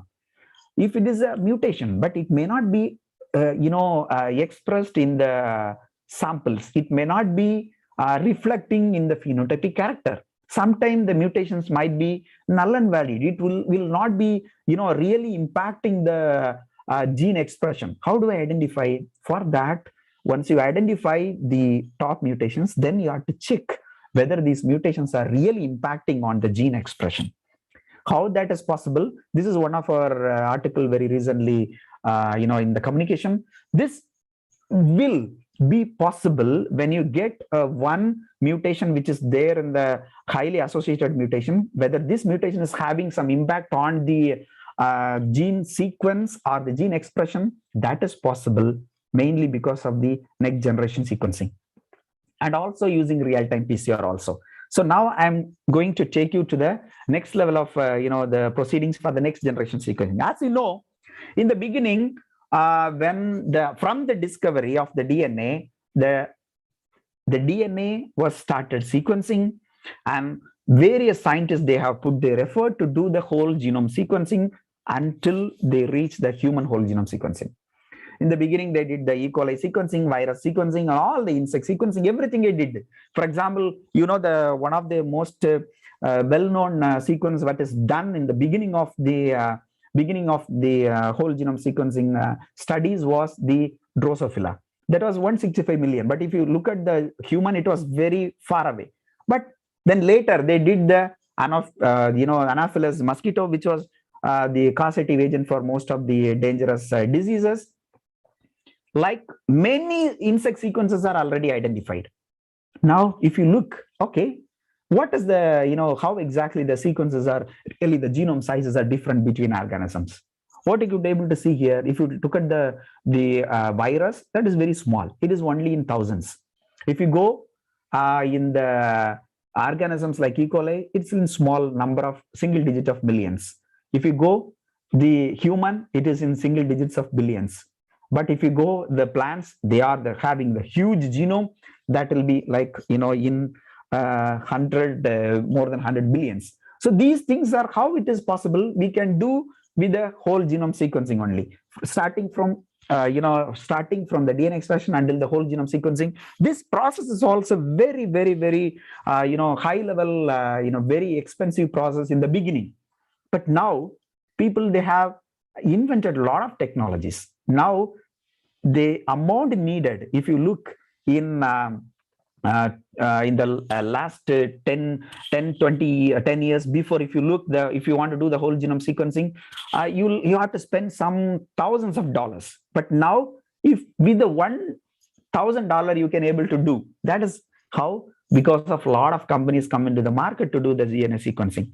You can see a lot of the whole genome sequencing machines which is there in the market. These machines are going to do the work very quickly, and when you do mass production, you'll have very, very, very, very, the less price compared with the initial stages. And now there are a lot of platforms are available. I'm not going to talk you much into this particular platform. Many platforms are there. They have their own type of, the chemistry in order to do the sequencing. For us, okay, let them do whatever chemistry they do. It's not a problem. For me, at the end, I should get the sequence. Okay. Now this sequence, how this next generation sequencing field is given impact on many field. For example, this next generation sequencing using the transcriptome sequencing, you can identify each and every gene in any organism, whether they are expressed, whether they are upregulated, whether they are downregulated. What is upregulated? How many times they produce more? Okay. What is downregulated? How many times they reduce less? Okay. Hey, they produce less from the gene. How many times they're less translated from the genes? That is what the fantasy world upregulated and downregulated. Very simple. How many times it is more? How many times it is less? That is what upregulated and the downregulated. And these things can be possible with the NGS platform. And you can go for the whole genome sequencing. If you take this whole genome sequencing, can identify even a single mutation which is not known to the literature, not known to the the scientists. That can be possible with the help of the NGS platform. Then if you go for the whole exome, still you can identify the same thing. And another things, now another word called resequencing. The resequencing is one of the very recent trend, because most of the time you identified you did the sequencing in the past, and now with advanced technology they are doing the resequence, they are rebuilding the genome again, they are refining the sequences again. That is also possible. And all the other things like the metagenomics and the epigenetics, these are all also now people are doing in order to have the real molecular pathways which are associated in any type of studies. If you take cancer, that's also there. Also, you will identify the gene expressions. If you go for even if you take two different species of fishes, you can identify what is the difference in their gene expression, how their colors are different, how which are the genes are controlling their characteristics. All those things you can identify using the transcriptome data, using the NGS. And what is this NGS actually? What is this actually? The NGS before it was like a short sequences. People, they do a small fragment of sequence and they combine together. I will talk about that on also later slide. But now we are moving into the third generation sequencing. The third generation sequencing is nothing but long read sequences. These long read sequences are nowadays, it's very cheapest technology compared with the previous one. You will not have a huge instruments. If you want to buy a whole genome sequencer, you can't buy it very easily. But now you can buy in your lab. With your laptop, you can play the whole genome. That is possible now because of the third generation sequences. The only the reason technology, the things that's available now is the nanopore technology. It does a long read. It will not read only a piece of DNA. It will read a long read. It can read even 10,000 long base per DNA at a time. So what it gives, it will give you a more authenticated sequences than the previous one. Previous one, all are huge molecular softwares or bioinformatics softwares are necessary. But this small one instrument, you can see, is it connected with a small laptop? It's like a small dongle. This instrument can play in your lab. It's not very costly also, maybe in $1,000, that's all. So, but you can't imagine the same technique in the past using the whole genome sequencing. This technique is, this particular whole, the nanopore technology is also very recently introduced in our lab. You can see that one small video, which will give you how this, the small sequence, see, you can see this instrument, this is called MinINE. This instrument can do the whole genome of even bacteria. Maybe you can do 100 bacteria at a time using this one instrument at a time. You can just see such a small instrument, but this instrument does long read sequencing. This is what advanced the technology. If this technology you can adapt in your lab. This nanopore sequencing technology is, don't think that I'll prefer the whole genome using the platforms like the other platforms like Illumina or any other platforms. They are very costly to buy the instrument, but this instrument is very cheap. You will not spend much amount for buying this instrument. This instrument give you the easiest way to do the sequencing. You can see, just we are loading see the tip size and see the instrument size. This instrument will do you, this MinINE will do you the sequence for you with very less price in your lab itself. Okay, and okay, fine. Whichever may be, I'm doing a whole genome sequencing using any other sequencing technology. At the end, you will be end up in what do you call it as huge data. Large data is going to be provided to you. How I will do the analysis? Really, that is mainly based on the bioinformatics tools. Now, a lot of tools are available for the free tools are available for the bioinformatics. I'm not going in depth because we are already close to the time. I'll give you some case studies and I'll close it up. Okay. How many more minutes I can take, Doctor? How many more minutes I can talk? So according to that, I will. Yes. Yeah. How many minutes do you want? Maybe, I don't know. It's like another few more slides. Let me talk. Okay, let me talk then. Let me continue. Huh? Okay, yeah. As long as the participants are interested, let me talk. Okay, now the this bioinformatics tools. A lot of bioinformatics tools are there. I'm going to take you to a small example what we have done in the whole genome sequencing from. There is a lab, you might be, all of you are aware of Dr. Sagaraj. He's my guy. He is from the St. Xavier's College from the South India. With their team, we have done one work on the whole genome of the insect. I will teach you some peculiar, very small concept in the whole genome. Okay, all of you, when you do the whole genome, we'll go for the quality square. Before we can see the electrophoregram and we can identify whether it's good or not. But now in the whole genome, you can't see directly, right? But how do? We do calculate with the help of Q score. What is this Q score actually? This is one type of, the score which is given as a cutoff to identify whether the sequence, whole genome sequence is good or bad. Okay, I'll give you a small concept in that one. The whole genome, if you take it into the whole genome result, you will find one word called Q20, Q30 percentage. How do I decide which percentage is good for me? I should make sure you are getting your result Q30. This particular Q30, this Q score should be 30% for at least above 90% of your result. If in case, if you are getting very less Q score, what it means, it's called the quality fit score. Okay, if you are getting a quality score of 10, it means each and every 10 base of your DNA, you will find one mistake. So what it means is, at the end, Q10, if you are getting more of your result is coming in Q10 area, so at the end, 10% of your result is wrong. So it's not acceptable, right? In case if you go for Q20, you will find 1% of your result is wrong.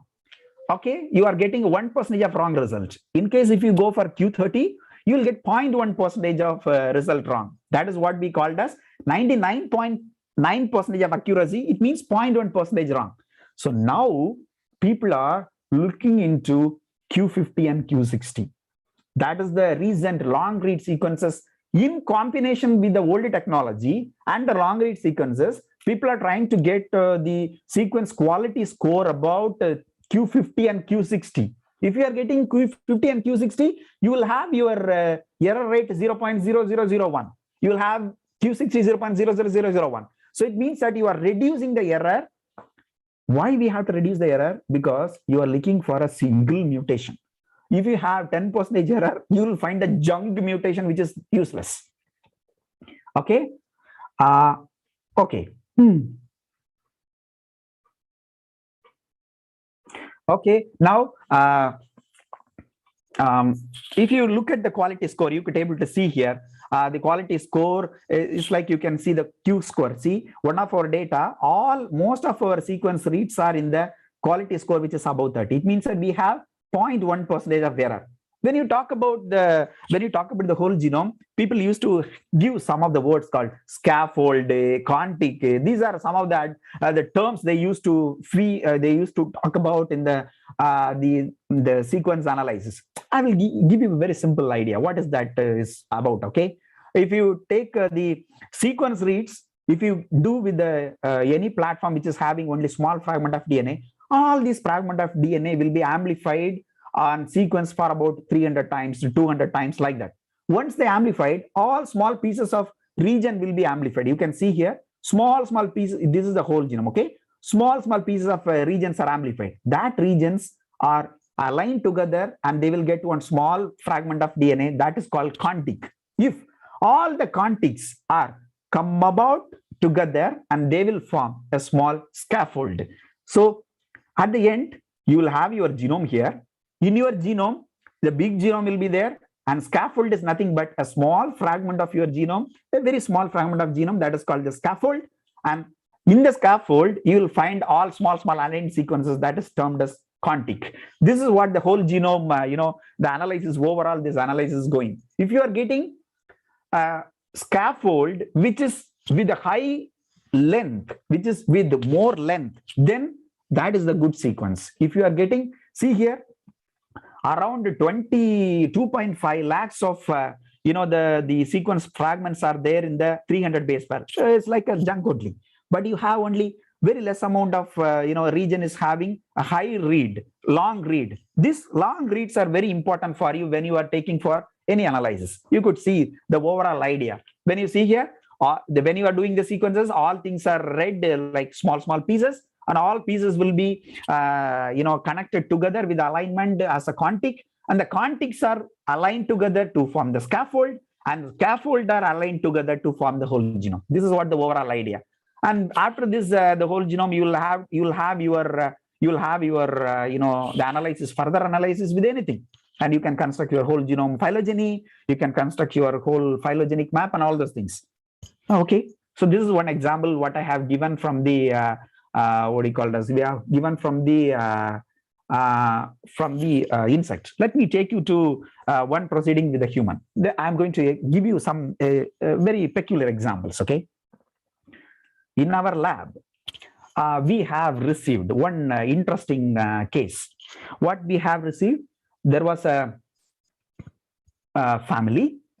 The family is having the problem. Every end of the every pregnancy, end of the 9th week of pregnancy, the baby is dying. Okay, and they come up to our department. They want to know what is the reason. The mother uterus, everything is very clear. Our mother is free from any other diseases. They are not aware what is the reason. That we called as unknown pregnancy loss. Unknown pregnancy loss. Okay, unknown recurrent pregnancy loss. The case was referred to us. So what we did, we applied all the technologies what we have. We have sequenced the mother, father, and we collected the dead fetus. Okay, we collected the dead fetus on the end of the 9th week, and we did the sequencing for the mother, father, and the fetus. Then we identified the fetus having one mutation, which is in homozygous condition. As I told you in the beginning, that is in the OSIC5 gene. That particular gene is having an impact, and in the homozygous mutation, what we identified is novel, and that mutation, if it is there, and the baby will die. This is one very peculiar example, one study what we have very recently done is what this actually, this is what this particular one called trio analysis. If you have any studies, if you find the two different, if you take any of your the organism, you have your one mother is okay, father is okay, but the baby is having some problem, then you have to go for an analysis called trio analysis. This trio analysis will give you how the offspring or the baby or the proband is having the problem and which is the root cause. So we identified that OSIC5 gene and we closed it off. And later we identified that particular this particular family what we studied is a consanguineous family. Okay, the word what I want to stress is consanguineous. Okay, I will tell you, I will come to quickly in the last slide. The consanguineous family is having the problem, this problem, and we identified the mother and father are carrier. The baby is getting the disease mutation from the mother and father. Then the next application for NGS is a case control study. This is one of the case control study what we are doing. Is a migraine is one of the major the problem in most of the young population. So we have collected the case and controls from the migraine cases and controls which are migraine free organism, migraine free humans, and we have combat them, and we identified a lot of genes which are having some impact, which are genes which are expressed in the brain. Those genes we identified, and we recently we categorized them. One of the genes is FLG gene, which is having most of the time it is expressed in the top. Is nothing but the particular gene. When it has this gene, then you will get migraine. Like this, we have done some of the studies in our labs also regarding case control. Okay, now I'm going to conclude in another 5 minutes. Let me conclude first. Here, what you could able to see, this particular the diagram is telling. We studied PCR and all those things, right? How they are interlinked. If you want to do any small scale study, you will do with your normal PCR. And if you want to go for a quantification based study, you will go for real-time PCR. And if you want to go for the confirmatory study, you will go with the sequencing for your PCR products. Once you confirmed, then you want to go for a large scale study, you will go for the microarray. And if you go for the complete set of genome based studies, a complete set of real-time transcriptome based study, then you will go for the next generation sequencing. So, but whatever you are getting the things from the next generation sequencing, again, you have to go and validate using the PCR and either in the real-time PCR or using sequencing. This is how everything is interlinked. Okay, and this is one of our study. I'm not going to talk much. And this particular study is also what we have done. One of our recent study, we are trying to identify the mutation as early as possible. all of you might be familiar with the coelomic amniotic fluid, but we are trying to discover the mutations before the formation of the amniotic cavity. So we are trying to take the coelomic fluid, that is the cavity which is there surround the amniotic fluid from the mother, pregnant mother, and we are doing single cell genomic. Now I don't want to leave the single cell genomics also, and we have, this is from our lab only, we have isolated the fetal cell from the fetus, and the right side one is the cells from the mother, and now we are going to compare using the long read sequences. We want to check whether the baby is okay or not. That can be possible with the long read sequences, or what we called as the next generation long read sequences. So at the end, we are going to have how this long read sequences going to reveal you the single cell sequence, going to reveal you the mutation which is there in the baby, whether the mother and father are carrier. All those things you can identify. Along with this, you have to parallelly, you have to collect the sample from the father also to identify. Okay, everything I did. I'm talking about many things. What this sequencing and all those things going to impact my life? All of you are here, and most of you are from different field, right? How this is going to affect me from this? What I'm going to take out of these all these things? Very simple. I'm talking about the consanguineous family. As you know, consanguineous marriages are nothing but the close relative marriage. India is one among them for the close relative marriage. If you find in India, you can find the uncle niece marriage, the second cousin marriage, the double second cousin marriage is more prevalent, and the one which is very famous in or more prevalent in India is the uncle niece marriage. And India is also falling in the same region in the red category. So what it means when you go for all these techniques, whatever you do, when you want to apply in your life, how it goes. Thing is very simple. Whatever we learned, all these things are the various all the molecular biology techniques we do, and we want to identify the mutations or the disease causing mutations in the fetus. So I'm getting this one mutation, or it's going to give some problem like mental retardation, thalassemia, autism, or any problems. If you think even cancer, and all these things are going to be discovered from the sequences, right? So what I'm going to take from here, the first thing, make sure you are not encouraging consanguineous marriages. Don't prefer relative marriage. And the second thing, before you go for marriage, you go for genetic counselor to get your opinion from the genetic counselor. And the third thing, whenever you get a chance, you feel that you are carrier, but you don't want to avoid the marriage, you want to go for wedlock, still you can go. But after that, try to prefer prenatal diagnosis to make sure your baby is healthy. That's all. And now it's the time for me to give thanks. All the things, whatever I'm talking about, all the advanced techniques is not possible without the tremendous support from the funding agencies like the CAXT, our university funding from the lot of other agencies. They have funded for me. And whatever I'm talking, all those things are involved crores of money. And there are all these things funded by a lot of projects. And apart from that, the support from my colleagues and my, the team members are very important. Here you could able to see Dr. Syed Abdulaziz. He is my close collaborator, my close friend, and we are working always together to do all these studies. I really thank Dr. Aziz also. And as I displayed in the beginning, all these things are possible because of the teamwork. And really, this is my team, those who are doing the technical work and those who are doing the scientific work and all those things, the team led by me.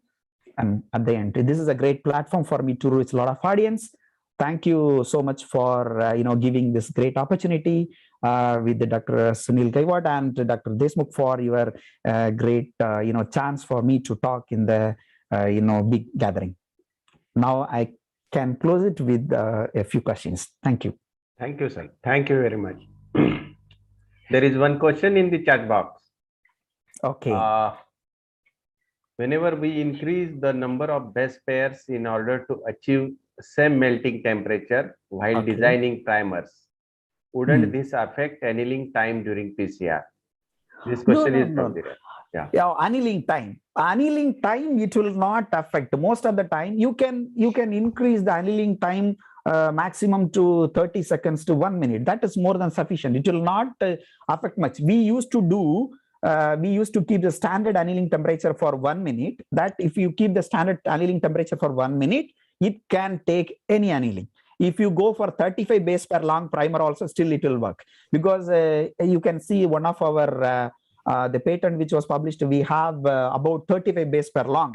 If you put a 35 base per, and we have even 40 base per, if you put 40 base per and if you put it in the primer blast, it will tell that, sorry, you are over the limit. It will not give. But you know already, when you are doing manually, you know already it is very specific.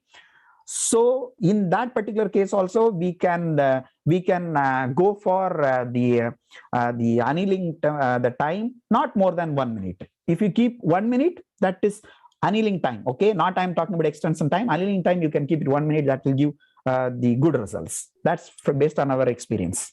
Okay. Okay. Thank you, sir. Thank you. If someone want to ask question. Sir, I want to ask one question. Yes, sir, please. Before that, it was very lucid, intellectual feast, sir. Thank Last you so much. 2.5 hours, you are continuously, I think you are not even drinking a cup of water also. Thank you. Thank you. I Thanks understand how much stress you are experiencing. It was very excellent lecture. So I have one, query Yes. that if someone wants to identify a bacterial species, novel bacterial species, do not know whether it's an existing one or a new one. So how much costs from a scratch from the beginning to confirm that this is a new species or this is a known species? How much funds are required? Okay, very interesting question. Actually, it's like when you start, if you identify first, you will go for the 6-ness RNA sequencing. It will take you maybe $50, and you can go for any companies you can identify, and you can identify that one. And finally, you'll see whether it is a new species or it is a new subspecies. And if you interest to go for whole genome, then you can do that one not more than $500. It will be you can do the whole genome sequencing in your lab. If you want to do, it will be costly. You have to buy the nanopore platform and all those things. If you do in your lab, if you want to do it in your lab, you can do you can think that 50 cultures you can at a time you can do. That will cost maybe approximately, if you take the Minine, the small instrument what I told, it is $1,000 or something. And if you buy the kit and all those things, it will go maybe it's ranging from $5,000 to $10,000. And with that, you can run at least 50 samples at a time in your lab. I'm telling the range. Okay, it is because we used to get higher prices compared with India. India, maybe it is the prices are a little bit lower. So you can think that if you plan for 50 organisms in your lab using the nanopore sequencing, it's not more than $10,000 you can plan. It is it's a very affordable and very easy handling technology in your lab. If you prefer for the nanopore. Other things I'm not talking. I'm talking only about nanopore. Other technologies will be little costly. Okay. Thank you, sir. Thank you. Thank you. With this, I request head of the department and convener of this lecture series, Dr. Ashish Deshmukh, for a vote of thanks. Thank you, sir. I'm very much thankful, sir, for accepting our invitation. Thank you. What we teach in our classes is from the textbook, reference books, or at the most research articles, recent research articles and review articles. But whatever you have shared, it is everything from your hands-on experience from your lab. So it was a feast for us, and we heard it directly from the horse's mouth. Okay, thank you. That's really, I'm very, very fortunate. Thank you. Yeah, and moreover, every one of us had not seen such type of high-tech lab, and because of the virtual tour that you have shown at the beginning, even the nanopore sequence technology you had experienced, you have shared a clip of how it is performed. So as if it was a feeling for each of us that we are there in your lab and we are personally looking into that instrument. So thank you so much, sir, and we can understand the pains and the efforts that you took for preparation of this presentation. I'm really Thank you, sir. speechless and I feel scarcity of words to in what way I can thank you. So we are very Excellent, much sir. grateful to you on behalf of Thank you so much. entire Thank you so staff much. of Zoology Department and Shivaji University Kolhapur. And we are very much eager to meet you in person as and when this COVID situation will, it will be under control. And at that time, we will be very much inviting you to be there in our department. It's my Really, we pleasure, will sir. love to see you in person, sir. Thank you It's my so much, pleasure, sir. Thank you so much. Thank you. We are very much grateful to you, sir. Thank you so much for your Thank you so much, words sir. of Thank you so much. appreciation. Thank you, Okay, sir. okay. Thank you, sir. Thank you. Borju, sir, thank you once again, and Thank you so much, sir. you can leave now. Okay. If anyone has any plan for any collaboration, you are always welcome. You can find my email and all those things. And if you can find my WhatsApp number also in the online, and you can get it from the organizers. And if you find any time, if you feel that I can give any small support for your work, you are always welcome. Okay, Thank you sir. so much. Thank you Thanks very a much. lot. Thank you. Thank you, sir. Okay. At 2 p.m. we are again gathering here for the second lecture of this day. So we'll take a break until 2 p.m. and then we'll join again. With this, I declare that first session is over. Yeah, Thank you. Gaikwad, sir. Yeah. Yeah, please instruct if CRs of both the classes are there. Just see the participants, number of participants. Many of the participants are from Yeah. other universities. Okay. Yeah. Okay. Thank you.